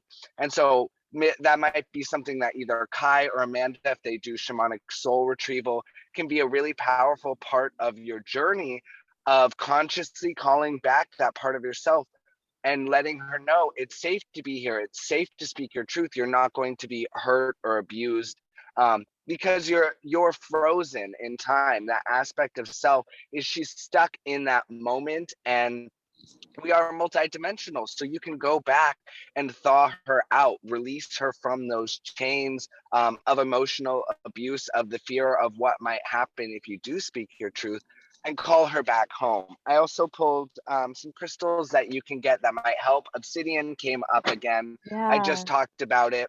Obsidian is great for breaking through barriers that we have created to protect ourselves. So when you're ready to fully dive into all the aspects of self, obsidian is something that can help break through those barriers that you created to protect yourself from yourself. And then we also have the Seraphos green quartz. It's that heart crystal, it's that heart stone of coming back into integrity within your heart field. So whatever those emotions that you didn't want to feel, part of this process now of coming into unity can be safely feeling those emotions, letting yourself know that, hey, maybe I disassociated in that time because I didn't feel ready or capable of handling it. And now little by little, I can call those emotions home, process them and release them so that they're not staying stuck in your field. They're not, because when you're dealing with clients now, it's old emotions. It's not new emotions coming up of like, oh, I don't know how to speak about this. It's flash being transported back into time, into those triggering moments when all these emotions weren't able to be spoken, and then bringing it forward and processing it now so that those emotions aren't keeping you stuck, petrified in the past. So best of luck, Kelsey. Yeah, you've got a lot of support, a lot of guidance here. I think shamanic soul retrieval would be really helpful for you to unify in this process. Thanks so much, Joshua. We've got Amanda, Kai, Susie. Oh my gosh, I was unmuted the whole time. I just realized it. Oh, sorry. Hope that didn't, that wasn't obvious. Anyway, I was so excited when you said petrified wood because here I am drawing like the tree, right? Okay. This is your energy right here. I feel like there's part of it that shows your expansion, like the rings of a tree growing out. But to get from one to the next, like to get from the dark place to the light place to the dark place, you're going out. So sometimes you're in the light and you're feeling all connected, like everything's perfect. But then like in the next moment, now you're back to the whole like, oh my God, everything's like just the same mess as it used to be. Because when you're out here, look, see this line? It looks the same as this one. It's a little bit thinner, right? But it feels the same. So when you're in that space of expansion, you can still feel like you have not grown at all because it feels the same. But really look, you have grown. It's out here. It just feels similar. Does that make sense? Yeah. And also, see, this is Wunyo. This is it looks like a P, but it's really the rune Wunyo. And this has to do with joy and finding your bliss. All of the Wunyos are connected to your inner self, this first circle, right? So what I would recommend when you're working with people and you're feeling uncomfortable, two things. One, try to do something that's fun for you. Like, I don't know, you could incorporate art or music or play or any kind of tool, right? Something that just keeps it light. Because if you go into like a more playful mood, then you're going to feel like it shifts, right? So that's one idea. Another idea would be just kind of like owning it and being like, and just saying, whoa, I'm feeling kind of uncomfortable talking about this, but I have to bring this up, you know, just telling people like in the moment, like, if you're feeling uncomfortable, that's okay. Just own it. People are usually, when you're authentic, people are usually very forgiving. Yeah. And understanding too. I never thought of that part actually, to like be vulnerable and just say that beforehand. Yeah. Yeah. Or not like before, not preemptively, but just like in the moment. Like if you're feeling uncomfortable, then like just notice it in yourself then and just be like, oh, something's happening for me now, and explain that that's the thing. Because that's you energetically being affected by them. Like, and you're going to both grow. And when you're affected by it, that's also going to help them, you know, like a dynamic. With the playful thing, is that like, would that look like doing something playful before I have a conversation with them, like with myself? For sure. Yeah. I think that you care very much about what you do. So you're taking it really seriously. And so you're trying really, really, really hard, and like maybe try a little bit less and just try to like have fun with it and be like, you know what? It's going to be a disaster. It's going to be horrible. It doesn't matter. I'm fine. That's going to be the best I can do. And then afterwards, it's going to be great. It's going to be like, you're going to do really good job. You're being really hard on yourself. I have to stop talking. I'm getting the timer. Okay. Bye. Thanks, Amanda. We've got Kai, then Susie, then Henry. Hey, Kelsey. So what I want to say is a couple of things. I agree with Amanda, having fun. And if you actually have stones, a shaman years ago that I learned from, when I do this, when I get uncomfortable and I start babbling and I don't know what I want to say, he actually handed me a rock, and he had me hold on to the rock and put that negative energy or that anxious energy into the rock, because they can process energy that way.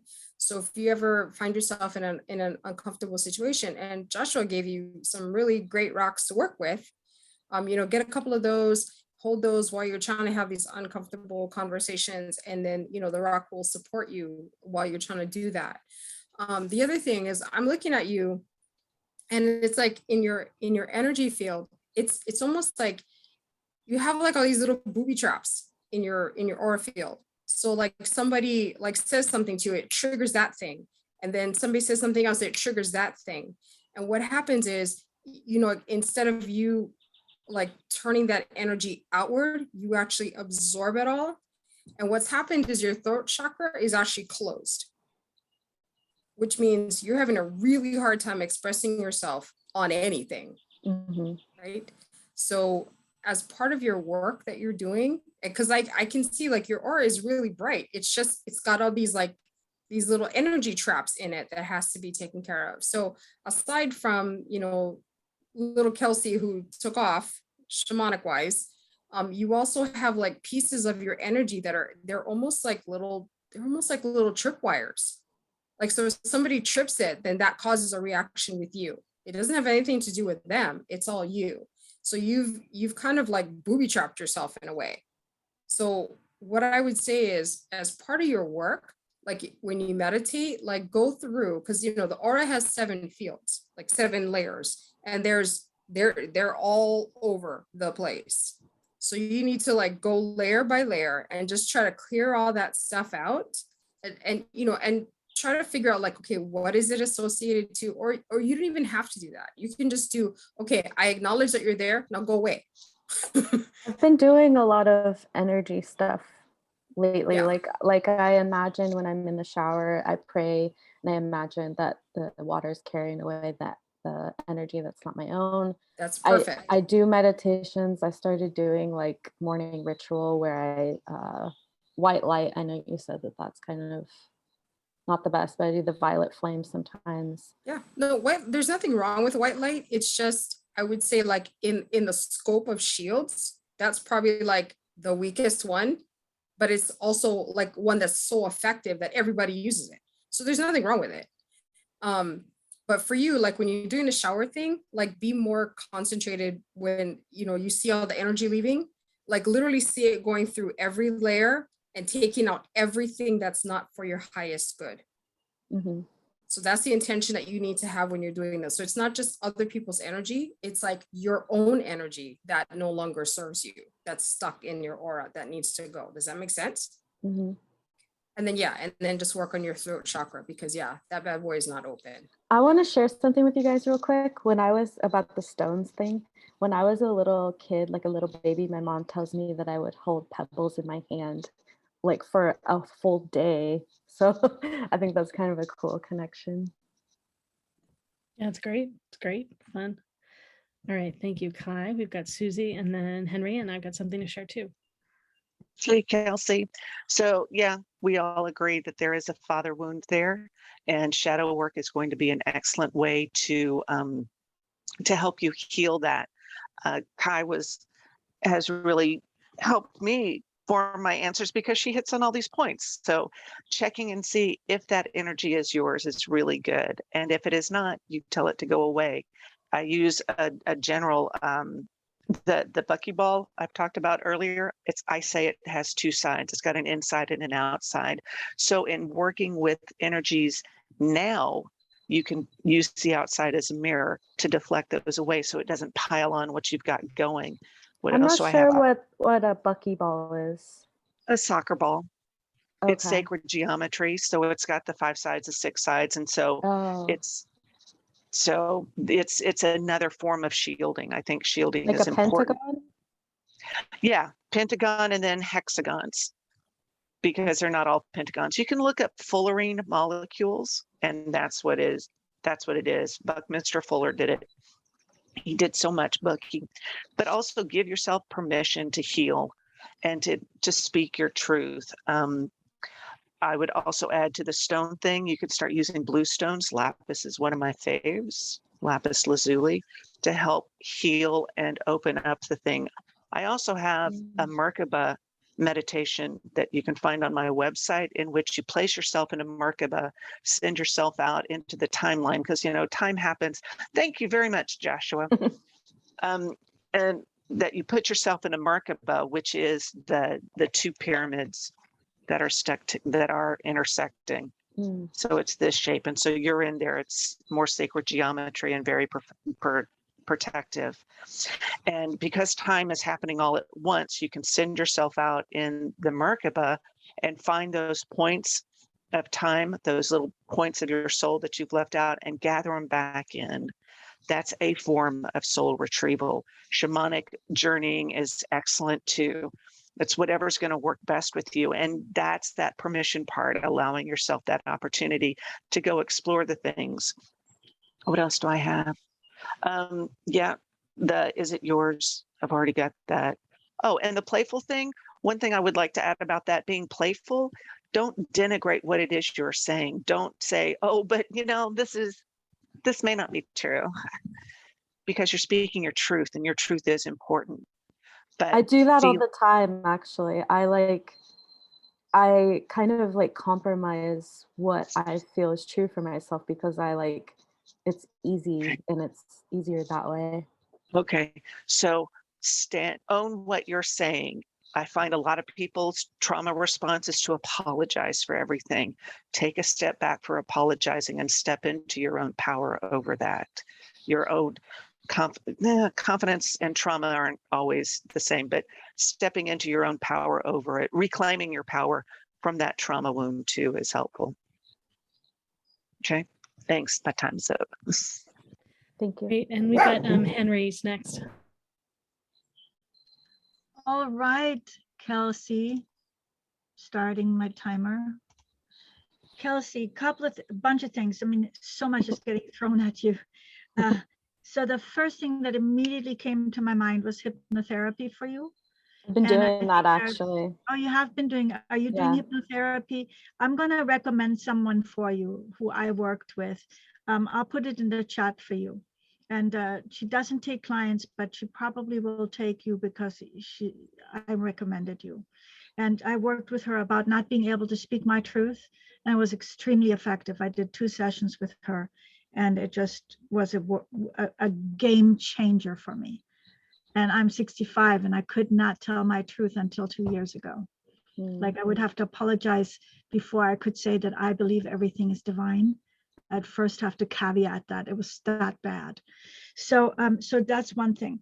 The next thing is this card came up and I didn't like it. So I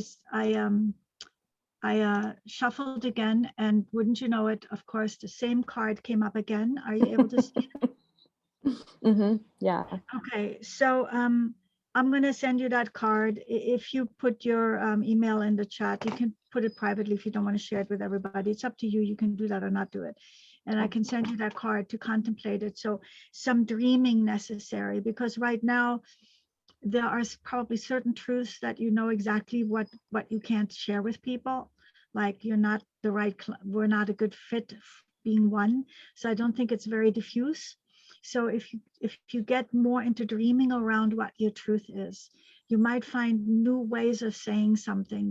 It's just like opening up to that. Does this resonate with you? Yeah, I definitely have been focusing on my dreams and what I want to create in my life. Yeah. That's been a major thing.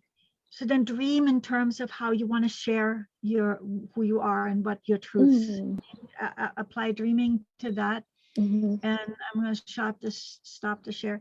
Then worry stone, like this is my worry stone. I don't know if you can tell what this is.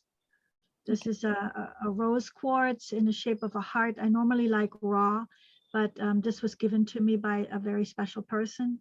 So I honor that. And so this is about supercharging, energetically charging your self-love, because self-love is one of the avenues to speaking your truth. And then I also recommend blue jasper for the throat chakra, like Susie was talking about the blue stone. And this is protecting and grounding, and connects you more with the spiritual world.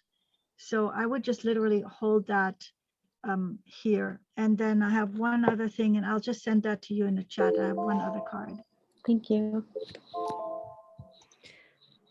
Thanks, Henry. So a little bit for you, in your eyes, one of the talents that I see that you have is called server. It's about love and intimacy and deep connection. It's about wanting to see and honor all life. Does that make sense to you? Mhm. Yeah. So often servers, they so want to honor everyone. They don't want to hurt anyone. And so it can be hard for them to say the thing that they imagine might hurt someone else. Yeah. And so part of what you can do is you can kind of twist that around a little bit. And how are you hurting them by not saying what's true? Right. So if it's a client that you feel like isn't like, it's a client that doesn't feel an integrity for you to work with them, like something just doesn't feel right. Like maybe you don't want to, but that's really your soul saying this isn't for me. Right. It could be you feel scared, like there could be other things, but like you don't twist it around in a way that supports you to be able to say what you need to say. Like I'd be setting them up to not be with the best person, right? To be spending their money with someone that's not right for them. So you can use that as a way of helping you step into the thing that you feel scared of. Yeah, I've definitely thought of it that way. It's just like that's not my default. So it's like I really have to focus in on that. Right. It is as you start like your default, right? It's a default pattern of like, oh, I'm scared of like, oh, wait, that's right. There's this thing. Like you're building a muscle of seeing how to support people, honor people in a new way. Yeah, definitely. Right. So then the energy and the way that you're showing up with who you are, and some people have different lessons, right? This isn't where you are. You seem like you're so good and kind and caring of people. You would never intentionally hurt someone. Right. And in this way, you're not at all like your father. Do you see how you're not at all like your father? I mean, I'm not saying he's a bad person. He made mistakes. But you're not. I learned from his lesson how not to repeat it. But I also, the way I look at people's souls, I can't see his soul, but from the way you're talking about his soul, your soul is different. You're not on the same journey as him. You're never going to be harsh to people the way he was harsh to you. Do you know that? Yeah, but I just feel bad like saying I'm different from him because I feel like that's like neglecting seeing his goodness in his soul. Yeah, so this is great. You said, yeah, but, and you pushed here. And so that's like blocking expression. So totally you said, but, there's a but there, right? So how would I, oh goodness. It's really like, I can love him and not be like him. Right? I can embrace all of who he is and be myself. Right? It's a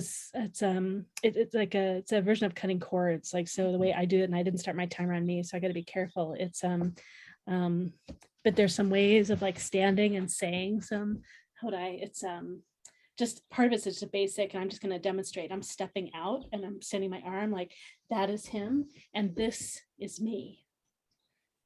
Right? I love him and I'm here. Right? It's I love him and I'm not him. I just find some things that there's an art of like making these up.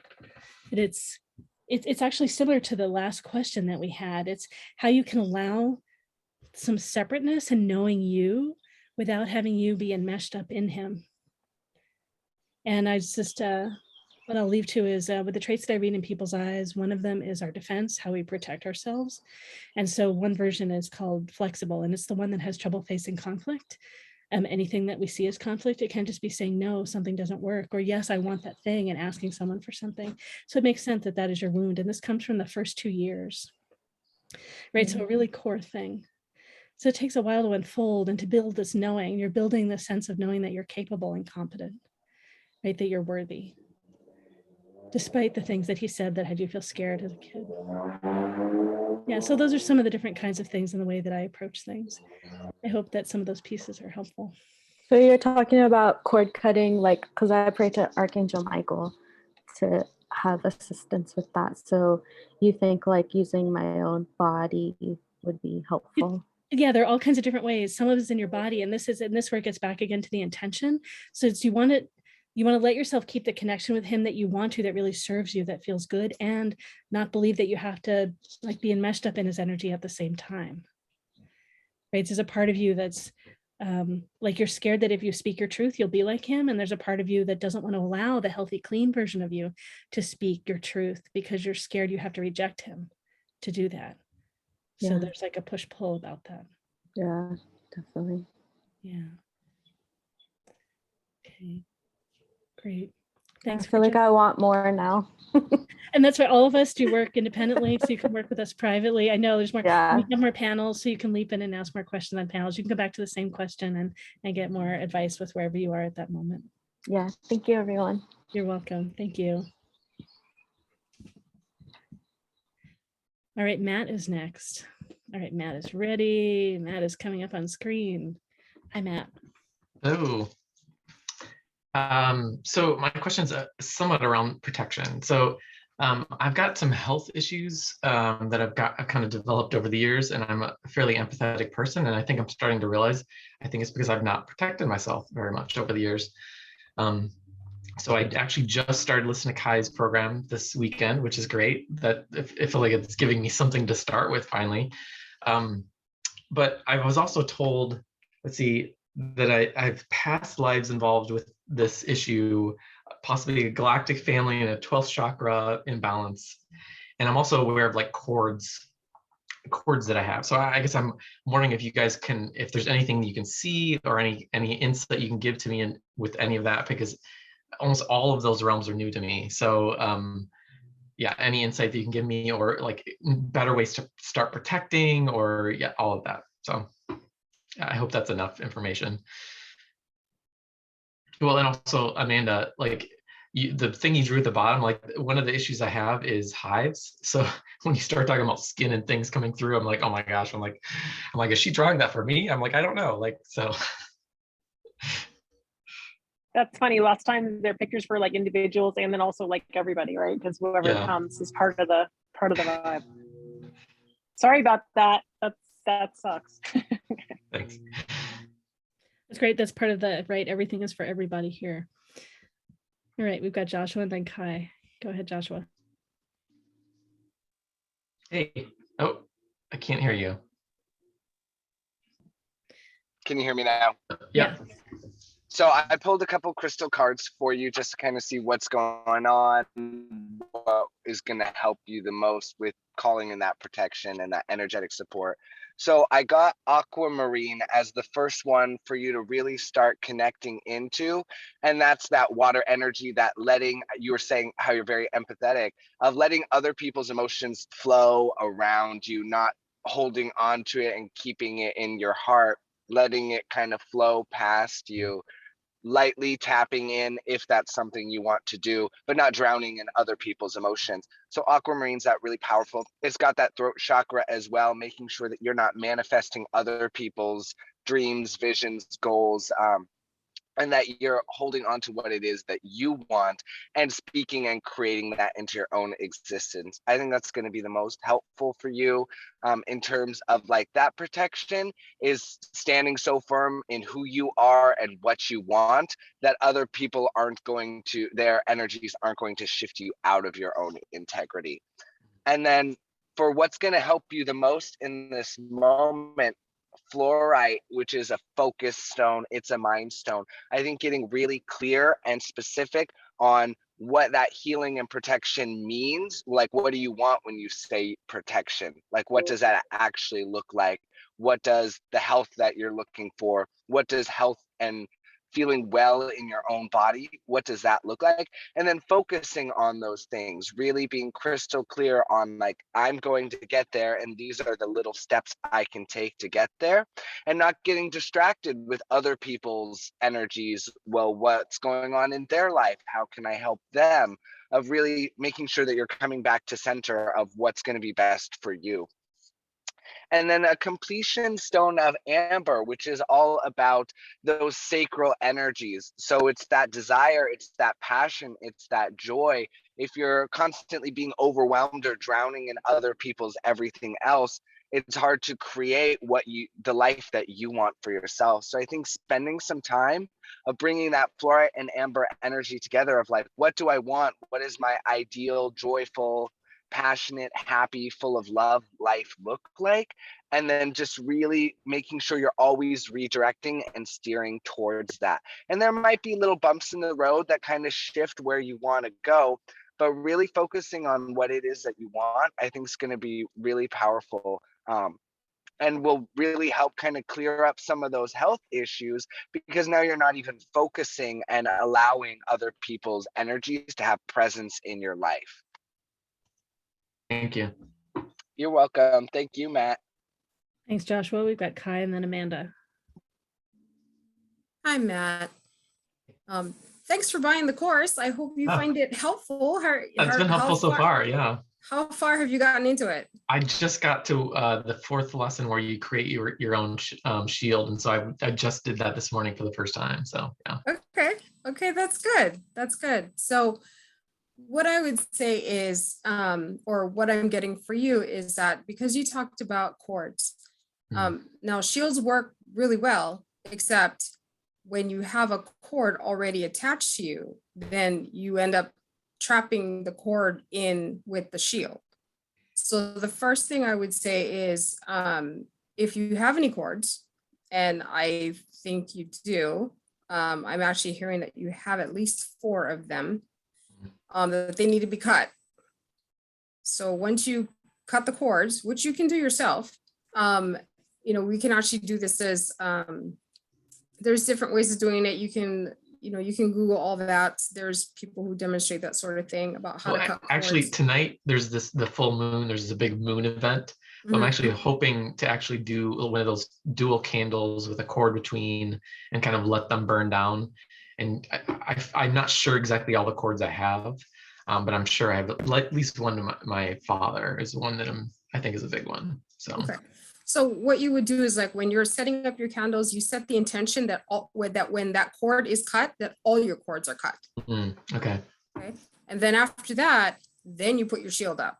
Got it. Because Great. what that will do then, it will make sure that your energy is encased inside and everything else stays outside. And, if you're following the audio course and that, all the parameters, right? Make sure you can get air. Yeah. You put stuff at, you have a drain at the bottom. So, anything that you need to releases into the shield, slides off the shield, goes down to the earth and does not actually leave the shield. And anything negative bounces off or is deflected off the outside shield.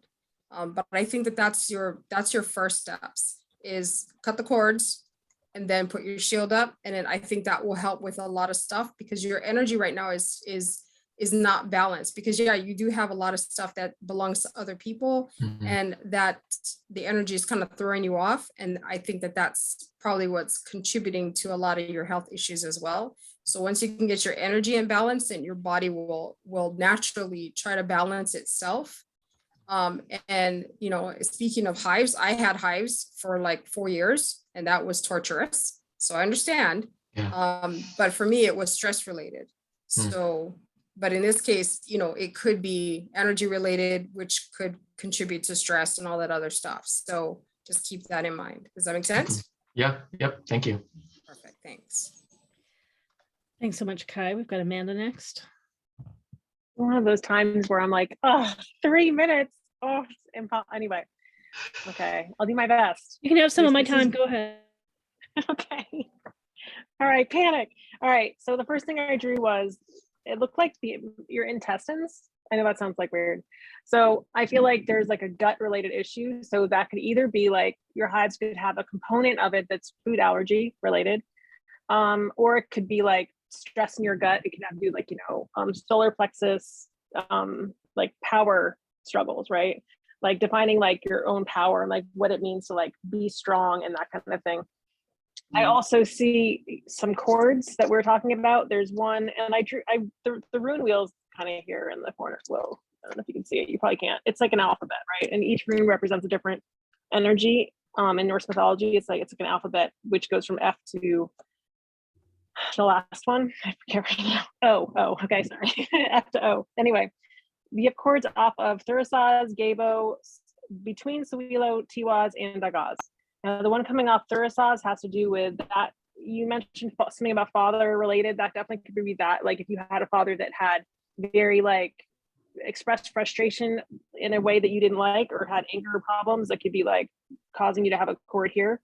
There's a chord here coming off of relationship, give and take of energy. There's a chords coming down between your second and third et. So it's like challenges going from shifting your mindset from like the second et, which in runes has to do with kind of things that happen in 3D reality, and the third et, which has to do with more like spiritual, like universal truths. So having there be a chord right there in the middle has to do with like a challenge staying in that positive spiritual mindset. So then you go back to your regular life, and then it's like you're integrating, right? So it's like you have to bring like your spiritual knowledge and the new stuff that you're learning into like your everyday reality, and there's like a little bit of a struggle there. And then well, anyway, I'm gonna stop there because I don't want to be like overtaking everybody, but that's the vibe. You did that in 2 minutes and 10 seconds. I see. Those all make sense to me too. So that's, thank you. Yeah. You're welcome. Breathe, Amanda, are you sure? Is there anything else? You got more time. I know, I'm like trying to talk as fast as I can. I was so worried. Yeah, that's basically the vibe of it, right? It has to do with like energy coming off of the spirituality too, and the awakening. So it's like learning how to put X amount of time into different things. Like you want to put like balancing your time and your energy so that you can integrate spirituality into your daily reality and not just have things be separate, That's great. Susy's next. Hey, Matt. So I want to look at the past lives and the galacticness of yourself. I do get that you are connected with, you said Lyrans? No, I don't know. I was told I have a galactic imbalance, or an imbalance with my galactic family, and that's again new to me. So okay, yeah, and it's not that you never call us, you never write, sort of thing. It's that balance being embodied. So I also got that you had a past life being a scribe, and they said he was a scribe for the angels, which could have been the galactics that were around at the time, and that's the only way they could identify it. I think that uncomfortableness in body at the time has carried forward, which is manifesting as the hives. And I've had stress-related hives too. That was an amazing, weird experience. But this is that imbalance. Now that you're bringing up imbalance, that makes more sense to me. Balancing your galactic self, your spiritual self, with this being in physicality. So it's manifesting in these potentially physical things. How to do that? I totally agree with the cord cutting. Also, energy clearing that energy, because with the cords, what I'm seeing is that they are pulling you back and forth, and so you're just off balance, like you're on a tight wire. So clearing the energy so it's only your energy, and as an impact, yes, other people's energy comes in and wreaks. So making sure you've got only your energy, and that includes a healthy relationship with the galactics. Okay, once one gets in body, it just throws everything wonky. So you get to say, okay, you need to adjust to being in the here on earth, and the galactics will balance, actually help you and aid you, gives you more insight into what being in a body is. I do get that it's the Lyrans, and they are helping you with an awareness, a deeper perception, which now I'm thinking about it, that's where the empathic abilities come from, because you have a deeper awareness of other people. You can shift that to be a deeper awareness, let's say for now, with the earth. So looking at the moon, I think that's great. And that's a balance. We're here on earth looking at the moon.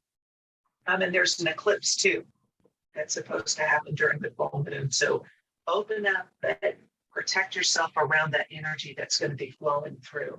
It's easy to go, oh yeah, bring it all in, but it's got to be energy that is for your highest and best, and in most divine alignment with your soul. okay, yeah. I was told that the galactic it's my family, Yeah, and that again, that there's an imbalance, and that I've always been working with them without really knowing it, but somehow there's an imbalance. So I'm not. So you're saying clearing my energy will help with that connection, or? Yeah, because when one is thrust back into the body, there is that sense of trying to figure out where you're at, essentially being in multiple places at once. Okay, so as you are able to define it, it's like growing up and getting it, leaving the nest, if you will. You're trying to identify who you are within this body on this planet at this time. The lyrians are there to help.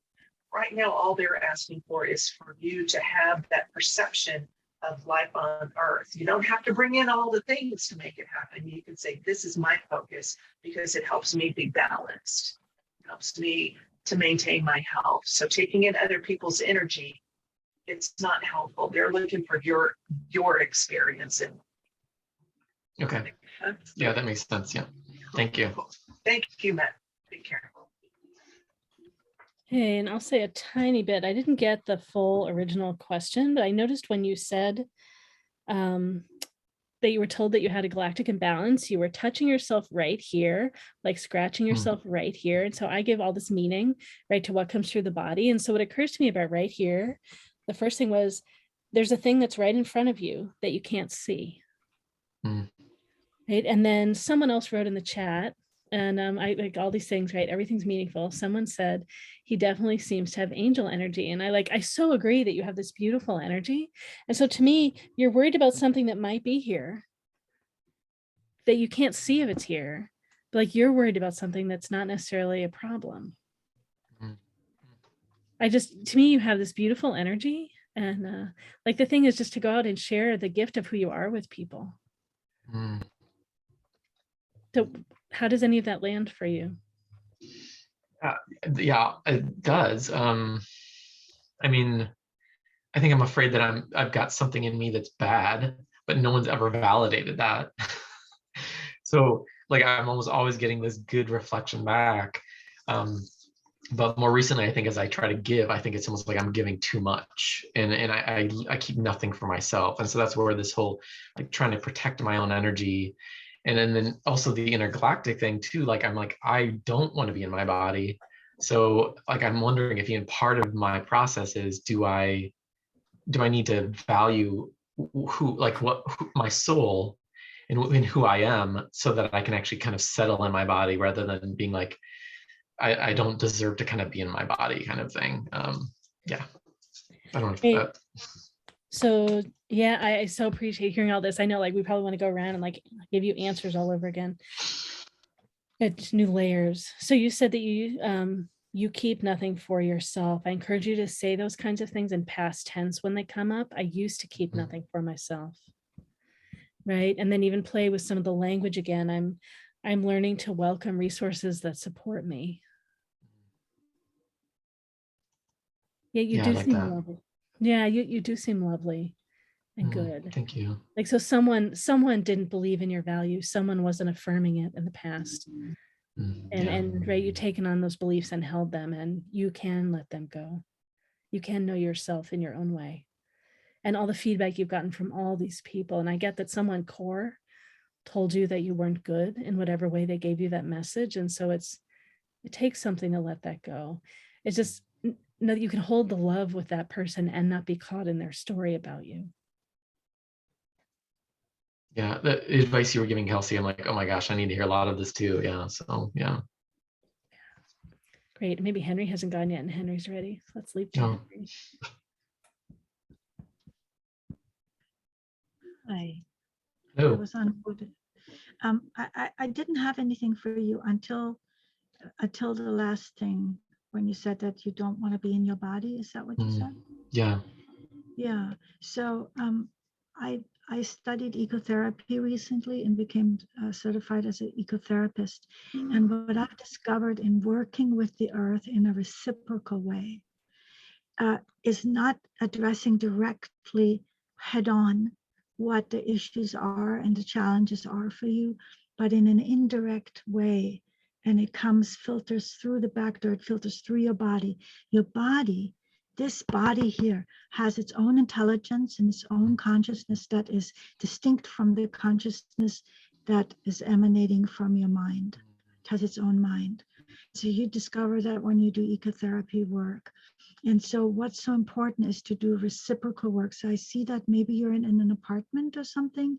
I don't know how much access you have to nature, but if you I can do, go yeah. to the park, okay, wonderful. Go to the park, maybe if water is very powerful, and just be there quiet and just observe and observe. And before you know it, you stop observing and you start being with, because your body starts being with, and that feedback loops to your brain, to your mind, because your mind does the observing. It can stand itself outside of nature, but your body does not stand itself outside of nature. It is part of it and it knows it, and it immediately connects if you allow it. Bring it to the nature and it will do the work for you. And before you know it, you're in that experience. And then bring your mindfulness to letting that be reciprocal. Let's say if you're by a water or by a tree, say hello to the tree. Say, you know, I have some need for whatever you have need for. And would you be willing to help me? And what can I give you in return? Like, have these kind of conversations. They're all conscious beings. You know, in our industrial age, we have kind of undercut that. But when you're out there in the nature and you talk and you communicate like that, you will actually notice that it's true. It'll just reveal itself to you. It reveals itself to anyone. And in that way, there's healing coming through your body rather than your psychology trying to somehow change itself so you can reintegrate with your body. Let your body do the work for you. Thank you. That's helpful.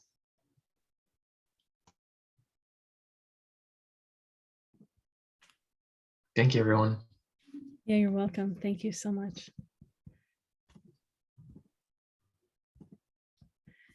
All right, next we've got Cynthia, and then after that, Yasmin.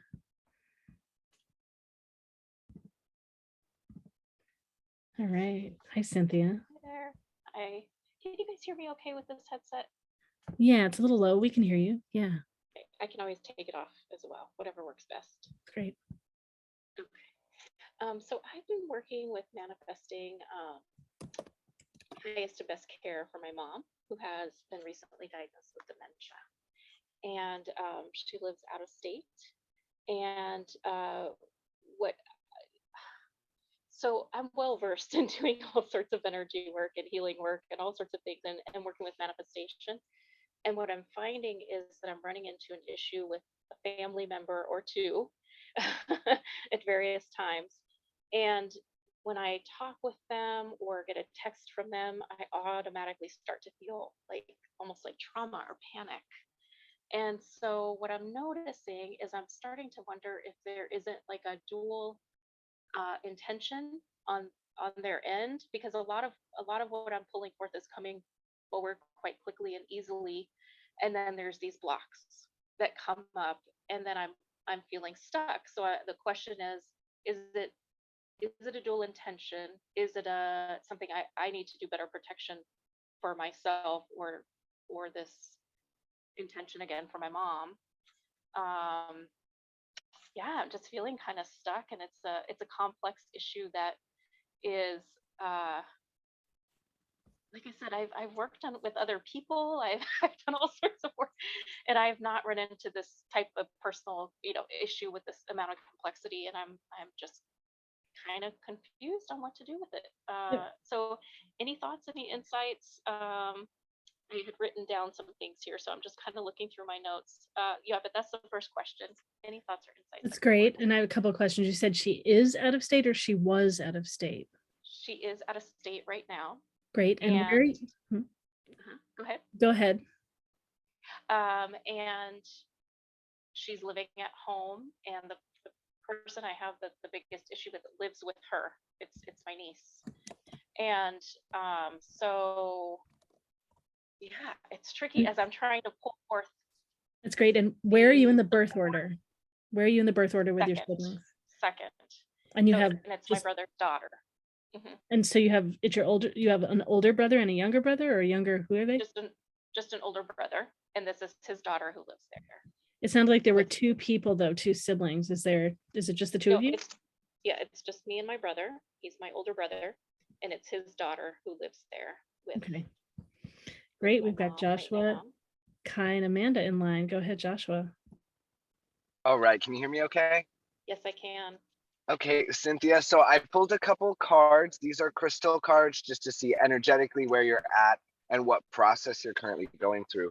The first card I pulled is selenite, and I think this is really telling about where your energy's at right now and where your intentions are. There's a lot of purity, there's a lot of angelic energy and I see you doing this process of trying to take care of everyone else and cleanse and purify other people. And so I see you taking on these roles that aren't necessarily your roles to take on, trying to change other people's intentions or energies to be more pure or more open-hearted. And I think this is an aspect of giving away your power and bringing yourself out of integrity, because you're believing that everybody else is coming from the same heartfelt goals that you're at. And that's just not necessarily true. And so you're putting so much energy into trying to cleanse, clear, heal, charge up, and energize other people around you that it's just draining yourself.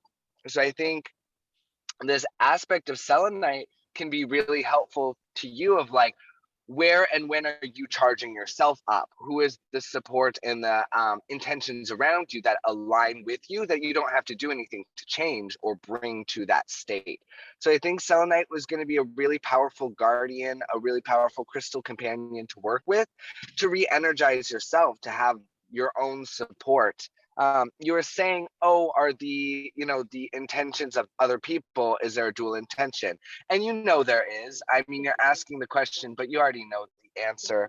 The next crystal that I brought up was turquoise, but in a reversed energy. So it's this heartfelt energy that's blocked. And so it's these other people who just aren't connected to their heart. You've got this kindness, this generosity, this wanting to serve and help others that these other people just aren't necessarily embodying. Not saying that they're not capable of it, but they're going through their own journey, whatever their own traumas are right now, that they're just not connected into this. And I think it's time for you to kind of take the wool off your eyes and you're seeing these other people and you want to see what's best and what their good is right now, and they're just not in that. So I think it's time to see them as they are and stop disillusioning yourself.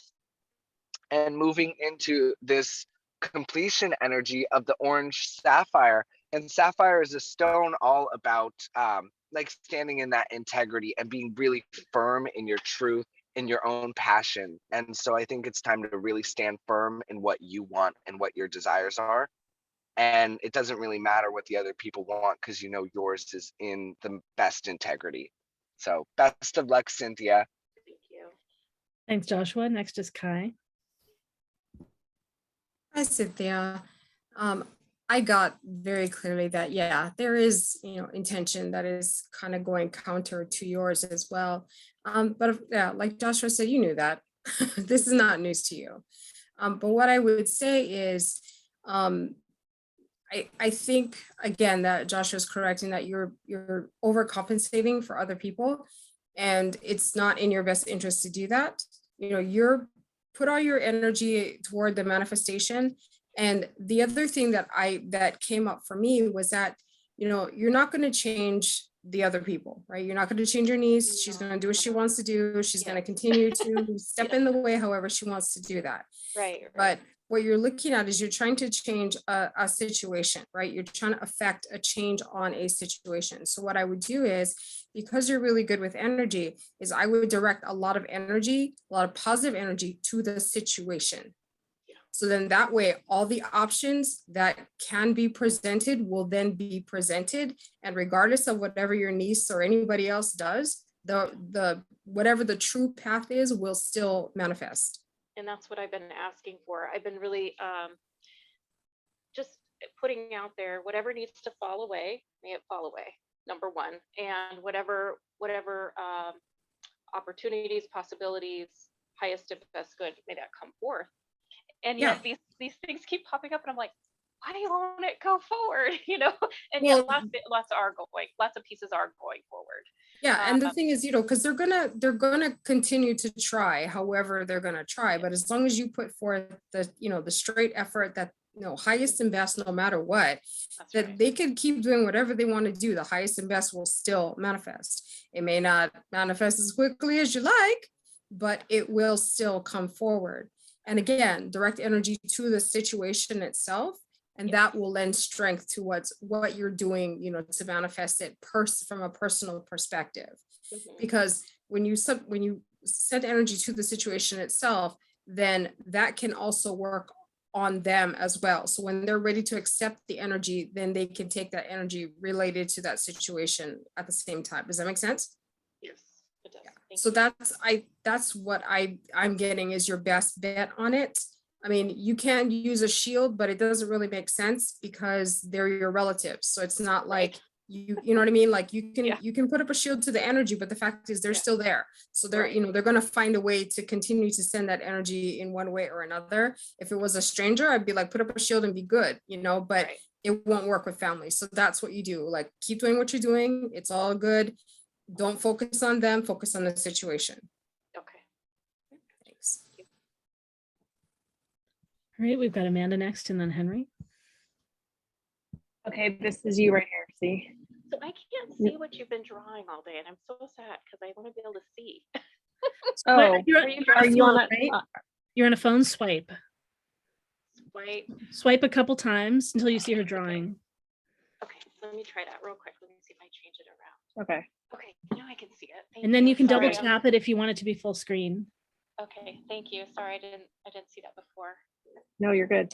Okay, so this is your energy right here in the center. And when I first started drawing it, it felt like spokes on a wheel. And it's funny, Laureli, because when Laureli was like, wait, I thought there's 2 other siblings, I totally felt like you were a middle kid too. So I don't know why you feel like a middle kid. So yeah, are there dogs that are younger than you? I don't know. Like, I feel like there's something that's younger than you. I have a lot of aunts and uncles and cousins, and again, this is my brother's niece, so maybe it's the 3 of us. Oh, maybe, You know what I maybe. mean? Yeah, that And makes she's sense. the That makes youngest, sense. You know, obviously, And then you're in the I'm middle of 3. Yeah, I'm in the for middle. sure. There you go. That could be it. So that being said, okay, then what happened? And then I'm seeing your energy's like very strongly affected right now by this whole thing. Like, see, this is like vibrating. See, like, it's like, you see what I'm saying, right? It's like hard to put it or something. It's like there's a lot going on right now for you. And I definitely but I feel like you're trapped by it. Like, there's like this box. So there's this box that you can't escape from. Like, you can't change the dementia. Like, you can't, there's only, you know, you can't like fix the actual problem, right? So like, meaning the actual problem would probably be the fact that your mom, it's your mom, right? Yes. Your mom. Yes. Okay. So, I mean, I guess like think about like really like focusing your energy on spending time with your mom in any way that you can connect in a meaningful way. Like, music is a really good way to connect, right? You can keep her in the present moment. And I feel like whenever something happens with other people in your family that you can't control, what I do for myself in that kind of situation, I just like be like, okay, it's just fear. It's fear. So you don't have to like even try to figure it out. You don't have to problem solve it. You don't have to be like, it's XYZ. Doesn't matter. It's just fear. We don't need to name it, you know? And then just be like, it's fear, let it go, and just focus on like positive like interactions with your mom. And don't even like the rest of it, just be like, no, it's not my problem. It's fear.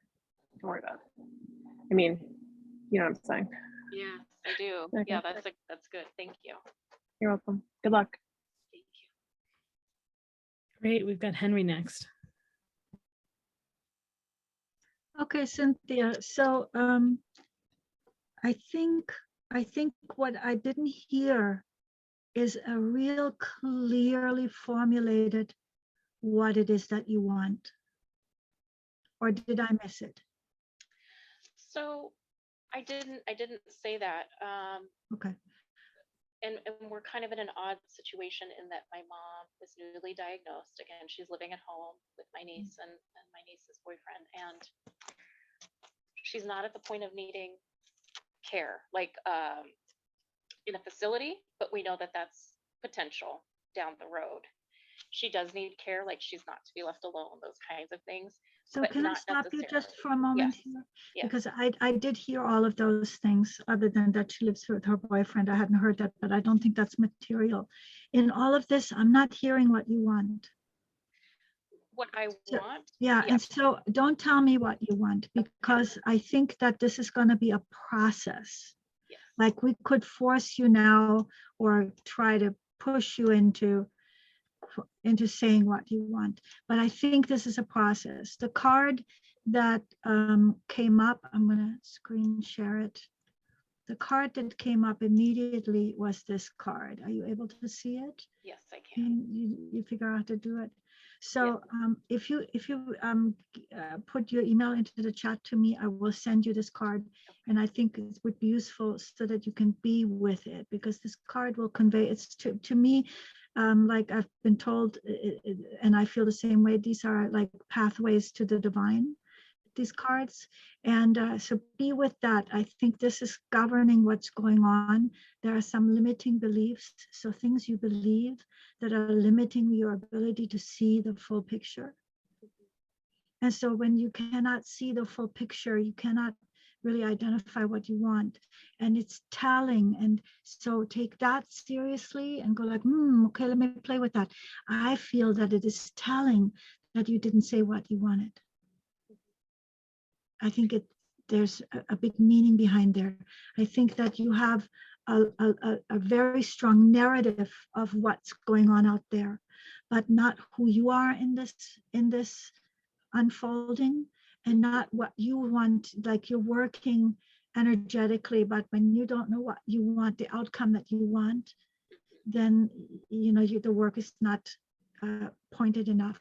And I feel there is some conflict within you with between what you think you should want and what you do want, or what you believe in as something to want, and yet what you are actually wanting. I think there's a gap here between your spiritually developed self and your authentic self, because there often is a gap between what we envision for ourselves as a higher self and then what sort of manifests on a daily basis, especially in times of crisis, because this is a crisis.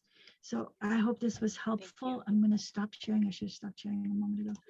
So there's work for you to do to clarify and to get really spiritually honest with yourself, because again, you've heard the term spiritual bypassing, right? I don't think I have. Well, spiritual bypassing is really cool for you to, I got it at Laureli. It's really cool for you to look at that. And there's a version of spiritual bypassing where we can't be fully honest with who we actually are, because we're so committed to who we're going to be as a spiritual person. I'm looking into that. Thank you. Great. Maybe just a little bit. I feel like this is all connected to the relationship you have with your brother and the patterns in your family. So you seem like you're someone that's always taken a lot on and always had some concern about whether you're good enough. So you've taken on more than your share about things. And there's some dynamics in the family that never were addressed and weren't on the table, and you're caught in the middle of them again. Mm-hmm. So is your brother more like self-centered, self-focused? I mean, maybe not as extreme as narcissistic, but like manipulative in some way? Not really. If anything, he's very quiet and muted and very shadowed. And so was there someone else in your family that was that way? What is his wife like? Your niece's mother? So I live out of state. I go there maybe once or twice a year. I'm not there very often. And especially with pandemic, I wasn't there at all. And so I have not, we keep in contact over the phone. We are not together that often. Yeah. But her mom is there quite often and visiting, those kinds of things. So, and I don't know her that well. I guess is your niece more focused on what she wants for herself and not taking care of your mom? God, yes. So to me, there's some, and she's young, and I don't want. it's not a negative. It's just where she's at. It's just, and I feel that for her. I get that.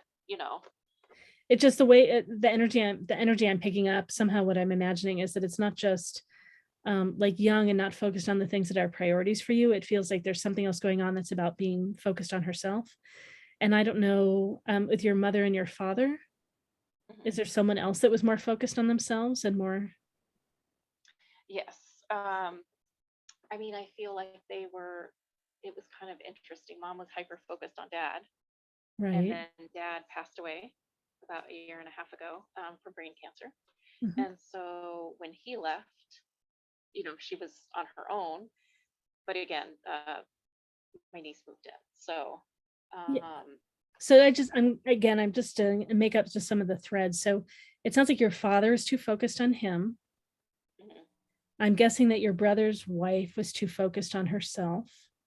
yep. Your niece Mhm, is too focused on herself. So we tend to choose partners that repeat family of origin patterns and things like that. And so you've never really faced it and dealt with it with your father.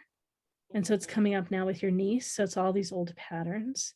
mhm, mhm. Yeah. And you tend to take on too much and thinking that there's something that you're doing wrong or something that you're not good enough about. Okay. Yep. I can take Yeah. that. And then your brother's collapsed. Your brother wasn't able to face it and address it either. So he's not able to support you in it. Like you've done better with honoring you than he has. Mhm, yes. Yeah. And and your mom has collapsed too. And yeah, so just Yeah. all this all wound in here. And so I'm out of time on myself too, that it's feeling healthy anger towards your father in the way that he didn't show up for you the way that you really wanted and needed him to show up. And to some extent, it can even be your mother for her collapsing Mhm, with him. That's mhm, you gaining your power back so that you can be clear about what you want and don't want here and to be able to speak clearly here.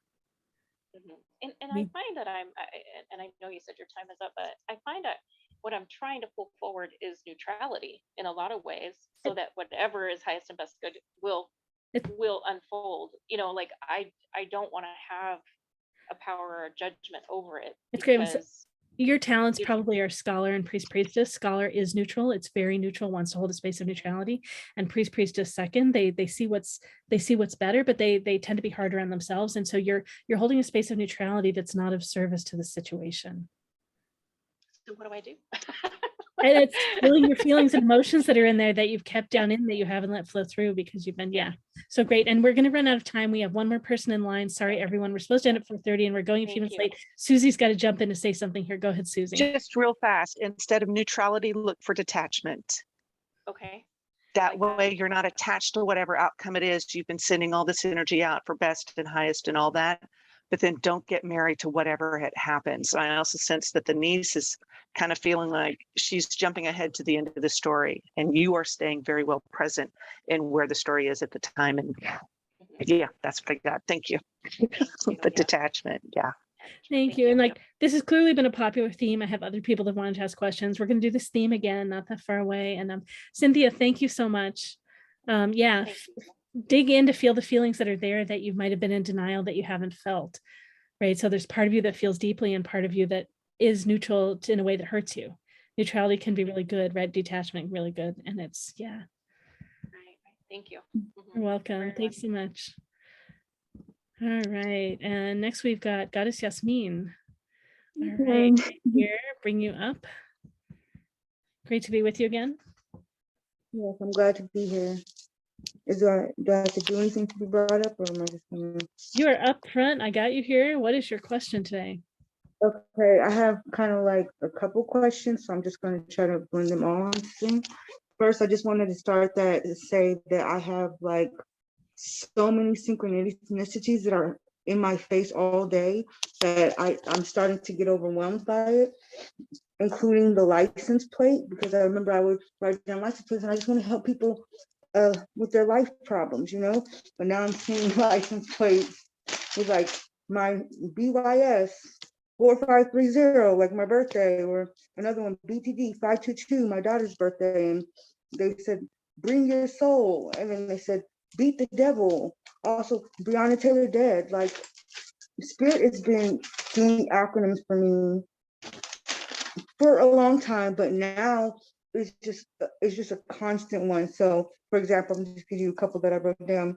You have Shay in your voice, SHEY. They say Spirit here, enlighten Yasmin, and then they also say Satan here, execute Yasmin. I don't think of that. It comes up like at the same time when I'm thinking of something else. And they said, save her, escape Yasmin. I recently noticed we were talking, me and my daughter were talking about NYC. And I was like, my daughter's name starts with an N. So I'm like, oh, NYC, Naomi Yasmin connected. And then we look at something NYCPD, Naomi Yasmin, coming prediction death. Pray, princess died, and like this girl that I was channeling for. And this one really got me because I thought, everything happens in divine timing. And they said, yeah, divine timing, but you got a demon talking. And they said, daughter taken, death time, downtime, dump Trump, like it's never ending.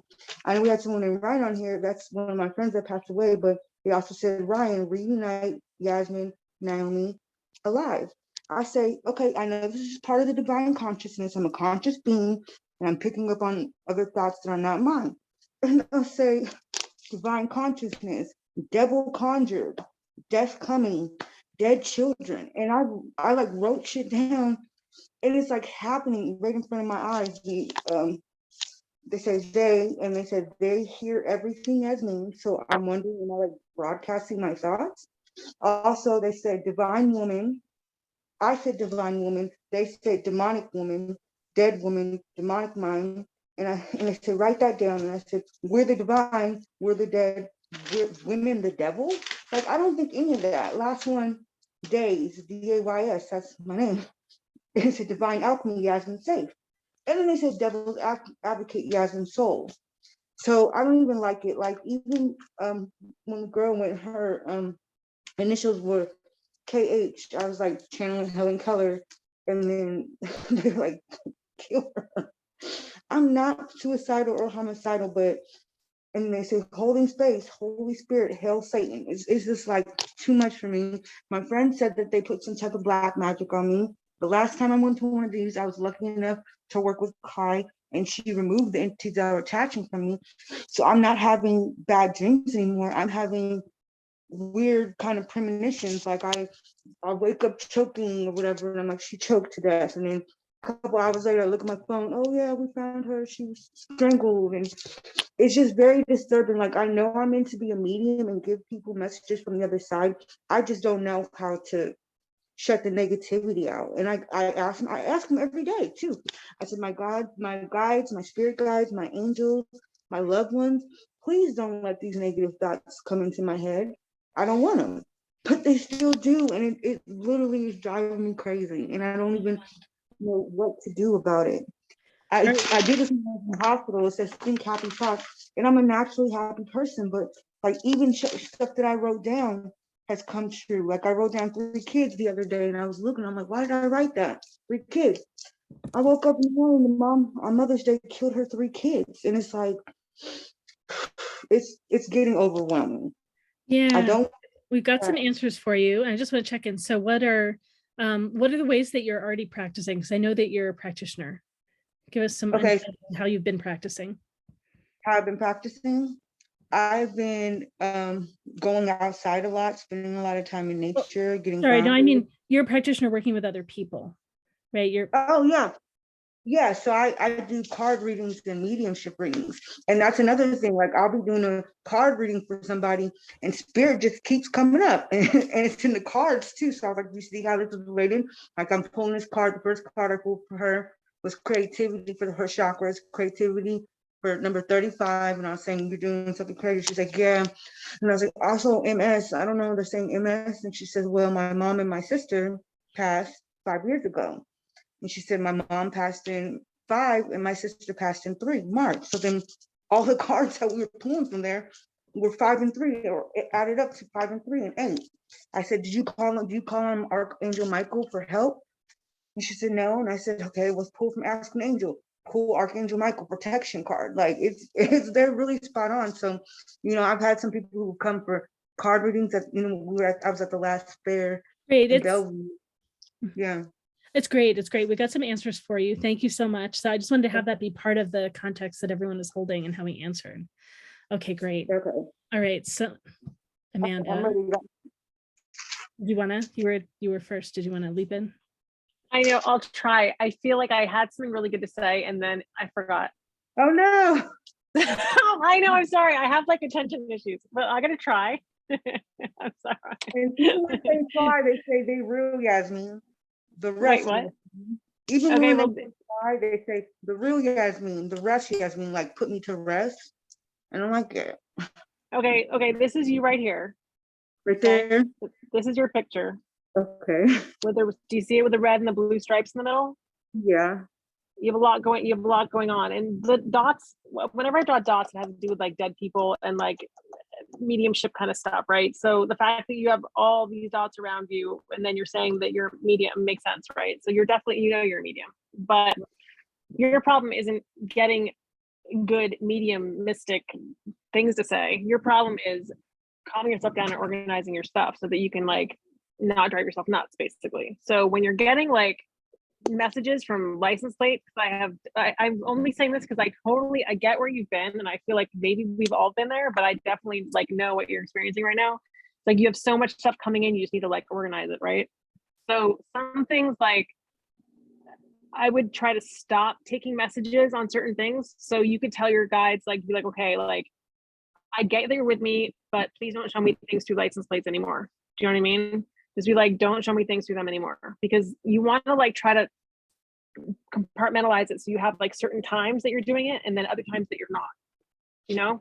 So when you're doing readings for other people, that's really good because that's your, oh, I'm in reading zone now. So you want to be in reading zone when you're doing readings, but you don't want to be in reading zone all the time because like it's too much, right? It's too much energy. Like you're going to get burned out. I feel like they come to me at night and I like experience how they pass away, and then like on my phone it's there in the morning, so it's like I'm predicting shit that happened and I don't like that. Yeah, so you just have to ask like, well, try like talk to your guides and be like, okay, don't like, no thank you, do not tell me things at night. I just want to do like restful peaceful sleep, and just repeat it over and over. If they tell you another thing, be like, nope. You may have to tell them over and over if they're not listening. And maybe Kai has another way to like actually protect you at night, but I definitely think that like there's part of you that is excited about the mediumship stuff because it's cool. So it's like you don't want to tell them to not give it to you, right? Because it's like it's cool, it's interesting, but you also want to be able to sleep and function. Yeah, and when I went to the event last time, Amanda Gill, the medium, she gave me a reading and she said there's just a lot of duality to you. I don't know if that's because I'm a Gemini or what, because I don't say hail Satan. I don't conjure the devil. Like I don't do any of those things. So when it comes up when I'm writing, it's like it's making me not want to automatic write anymore because it's weird. Well, when Amanda drew it, it's a filter. Oh yeah, it kind of is. It's also like it's like every other line. It's like that's kind of a duality, right? It's like blue, white, blue, white, blue, white. Right. So yeah, it definitely has, but don't be, maybe this isn't, maybe don't automatic write right now. Maybe draw, maybe work with something else with your hands. Maybe, I don't know, get clay or get something else and just like do something with your hands that isn't maybe so meaningful, and just try to be like in the moment of experiencing the thing. Do you know what I mean?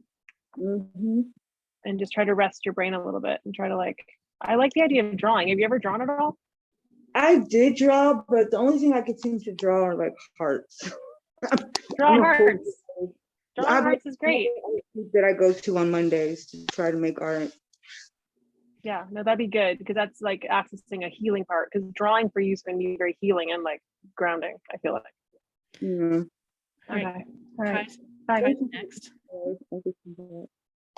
Hey, Yasmin. I'm glad you're doing better because you look better, because I remember seeing you at Bellevue and you were looking pretty good then too. So you're still keeping up that positive energy and, the clear aura that we talked about. So yeah, I'm not seeing anything attached to you. So that's good. The other thing is, I remember, we talked about you and your counselor and, all the stuff that you were supposed to be doing for that. Are you still following the plan? Yeah, so I have two different counselors that I see. I see one on Monday in person, and then I have a medical Zoom meeting one with the one on Tuesday. So we've been talking.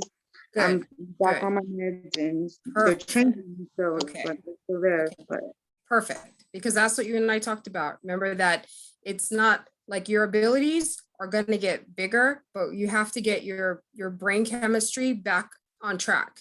So that's what we're working on.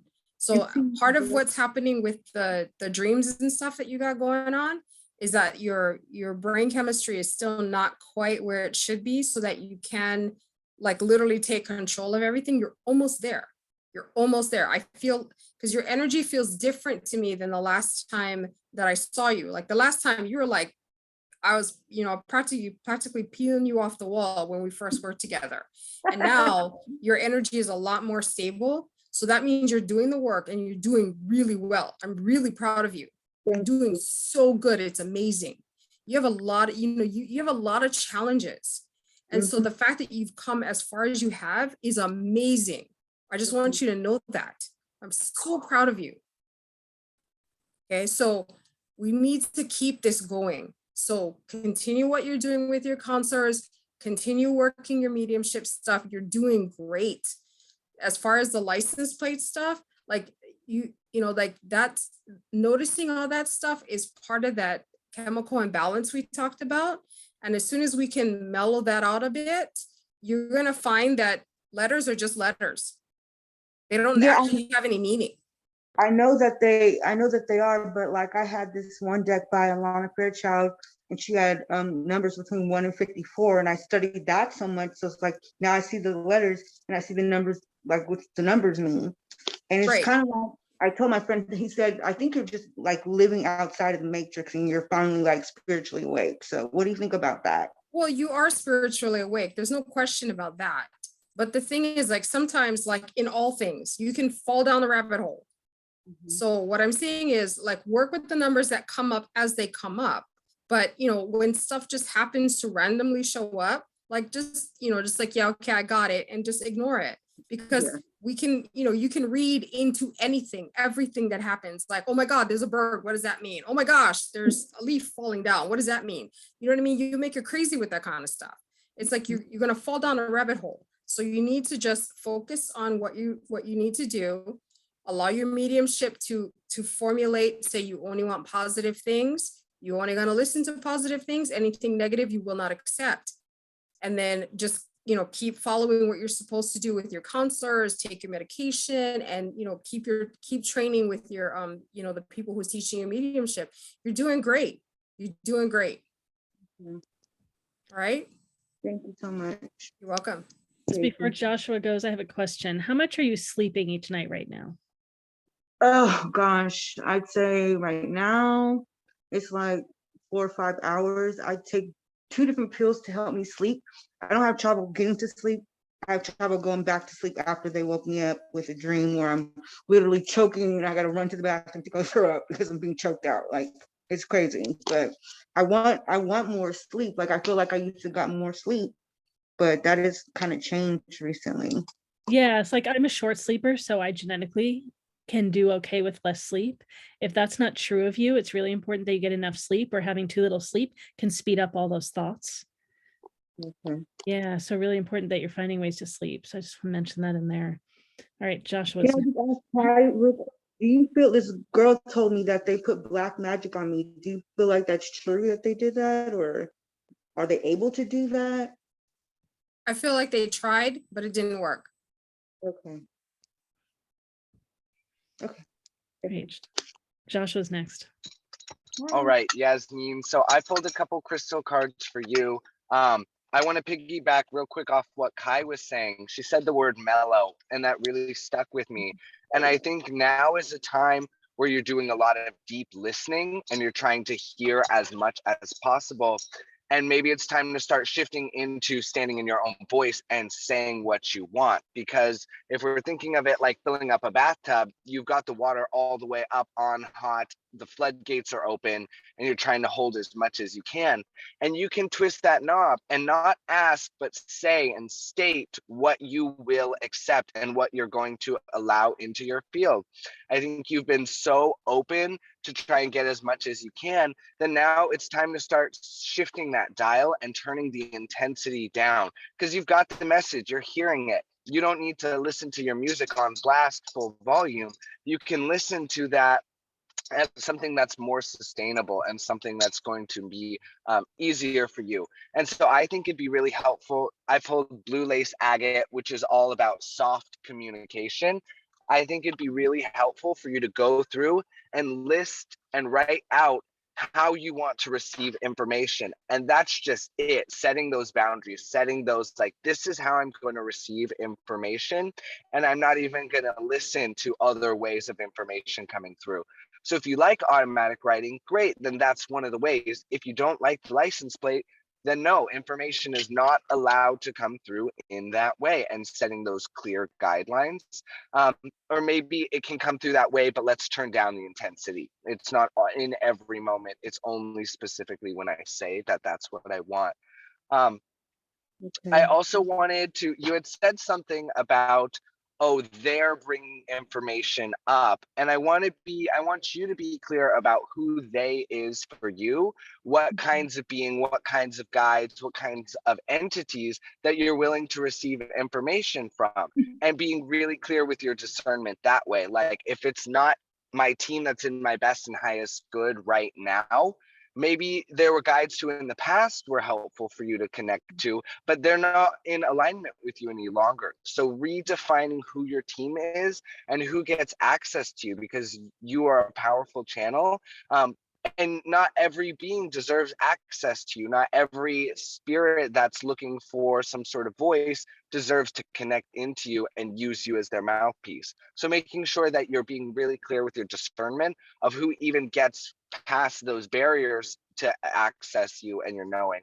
And for some psychic protection, some lepidolite, that's that third eye stone. I think having beautiful. Yeah, having some of those stones that you're asking for help from. I think you're really good at asking for help from guides, but asking for help from some of those more grounded physical energy will be helpful as well.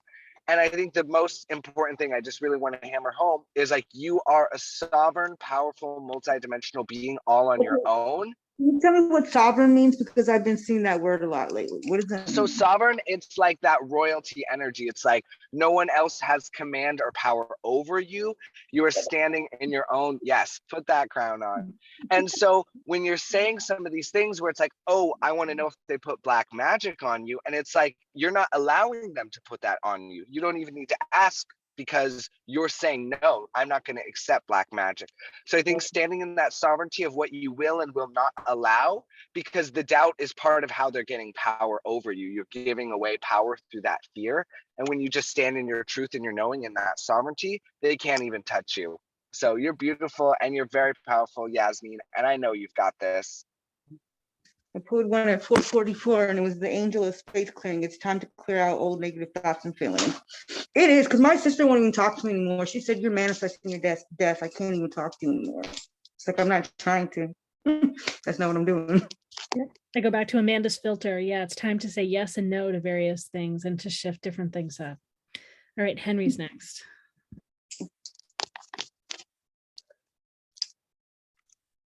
So, Yasmin, goddess Yasmin. So you claim the title goddess, and that's a way of psychically and in terms of the multidimensionality and intergalacticness of life, that is like a version of sticking your neck out. So you stuck your neck out, and you know what happens, right? I mean, this is a whole story. So some of what's going on is because you stuck your neck out. And so I think that you did that before you put in place grounding practices and protection practices.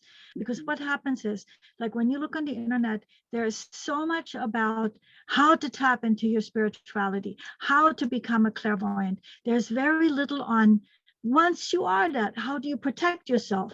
How do you control the flow? How do you get mastery over your psychic powers? How do you control the downloads? There's very little of that. And this is where you're at, because you're like, here I am, I'm ready to do this work. And now you don't have things in place. So especially what Kai was saying, build on that, you know, regulating the chemicals, the mental, you know what I'm talking about. And so what I have for you is the word apophenia, APOPHENIA. Apophenia is not your friend right now. Can you So, spell that? It's Apophenia.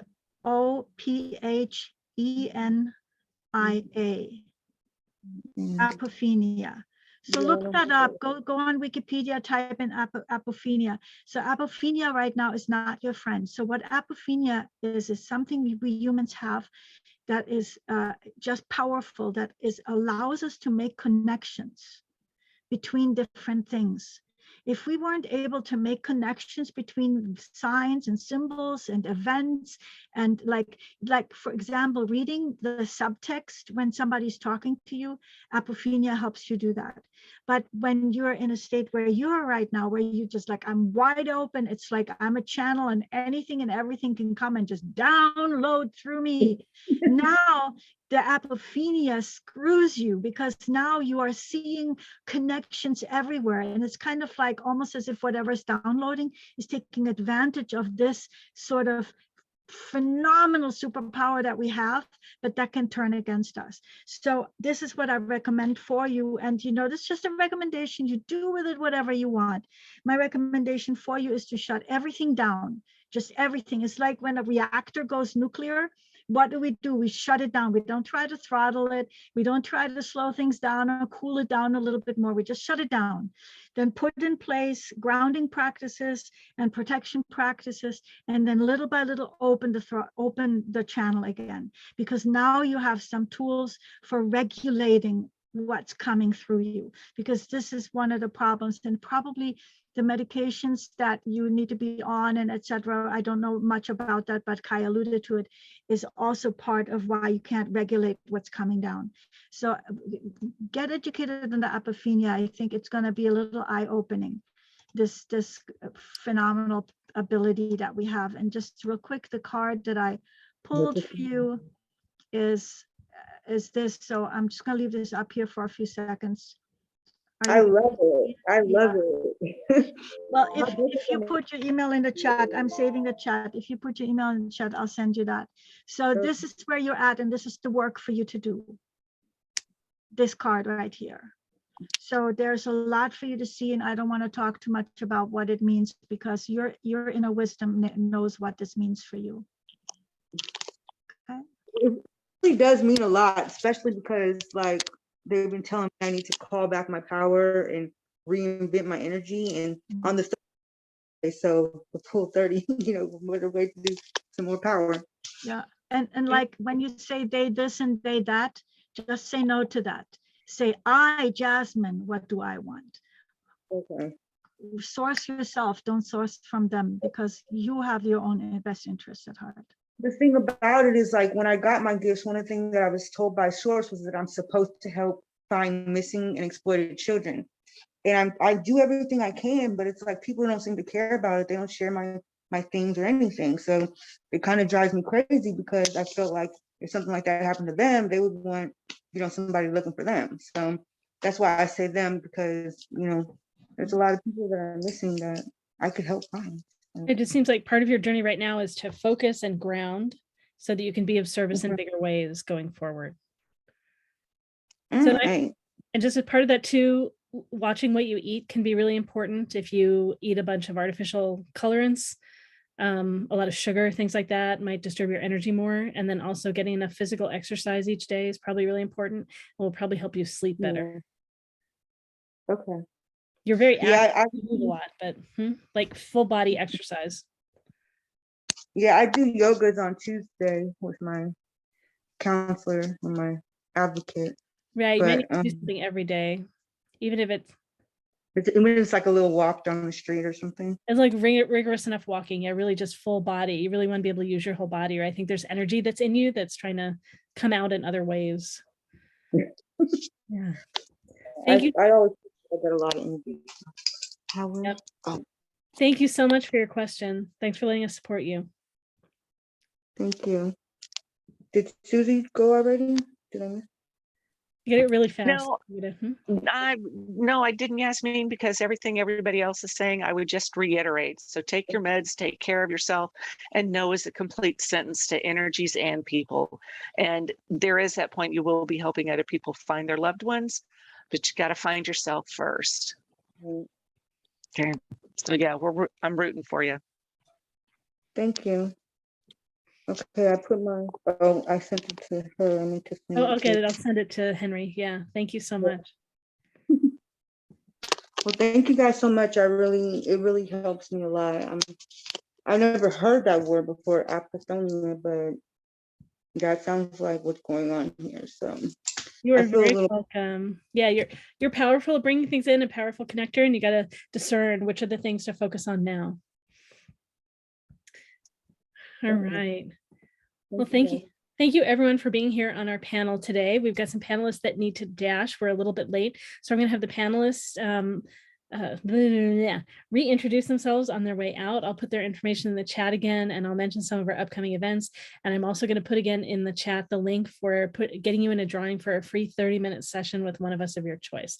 So go ahead, Amanda, get us started, and I'll put some things in the chat. All right, I'm Amanda Root from snowmoontarot.com. This is my picture. This is today's energy.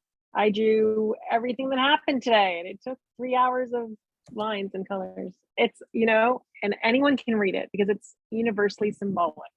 So that being said, if you'd like a copy of this, which you wouldn't mind Venmoing me $10, I can send you a really nice digital copy of this, and you can see if you find yourself in it, if you had a reading, or even if you didn't, you're still in here for sure. And I'll tell you where you are. I'll be like, you are here. Anyway, let's see. Yeah, it was fun seeing everyone today. I had the best time. Thank you for having me. Thanks so much, Amanda. Maybe go ahead, Joshua and Susie next. Oops, you're muted.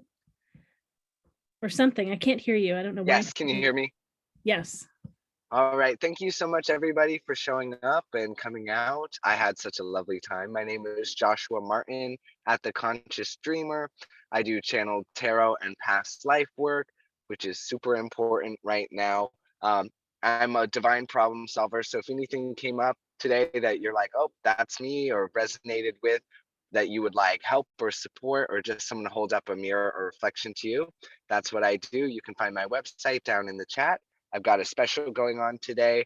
I'm doing a 15-minute 3-card tarot spread for $30. And I've also got all sorts of chakra clearings and past life readings as well. So thank you so much. And this is Kieran, getting all the love. Thank you so much for having me. And I look forward to seeing all of you again and working with more of you panelists. Thank you so much. All right, we've got Susie next, and then Kai. I'm Susy Parker Goins at bluelightninghealing.com, channeling source in a way that makes it accessible to you so you can have your conversations and learn the things and move forward in your life. You can contact me at SUSY, that's Susie at bluelightninghealing.com. And my MeWe special is use MeWe 20 for any of the sessions listed on my site. You get 20% off. I'm looking forward to seeing people in person and more online. And thank you so much, all. Kai and then Henry. I was too busy listening to Susie. I wasn't paying attention. I'm Kai Bertrand. I'm a Hawaiian Kahuna. I'm a shaman who works with energy for healing and protection and to clear negative energy from people, places, and things. My guides and ancestors help me keep you moving towards your highest good and your best life. I'm glad everybody came today. Hopefully everybody got something out of it that was helpful. My contact information and my special is in the chat. And, hopefully we get to see you again sometime soon. Thanks so much, Kai. Henry's next.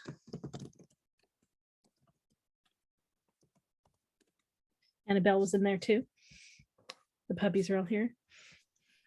Yeah, she came by. She was sleeping most of it, but she was like, oh, it's over. So I want to say hi now. Okay, so Henry India Holden at henryindiaholden.com. I'm teaching a psychic protection class in July, on Monday, July 11 and Monday, July 18. It's at 6 to 8:30, so 6, 7, 8, 2.5 hours each class about all different ways of creating psychic protection for yourself. And I'm sort of like, I have a metaphysical consultancy, and I've rested on that because all the work I do is psychically, divinely guided, whether this is life coaching or ecotherapy, which is reciprocal ecotherapy. It's not the kind where you use nature for your benefit, but where you reciprocally create with nature. And I'm also a tarot reader, so I do a snapshot of your life using the tarot, and spiritual counseling / healing. So I have a lot of spiritual ways that you can heal your body that I use for myself. So these are tried and true things that they work for me, so I can imagine they can work for you as well.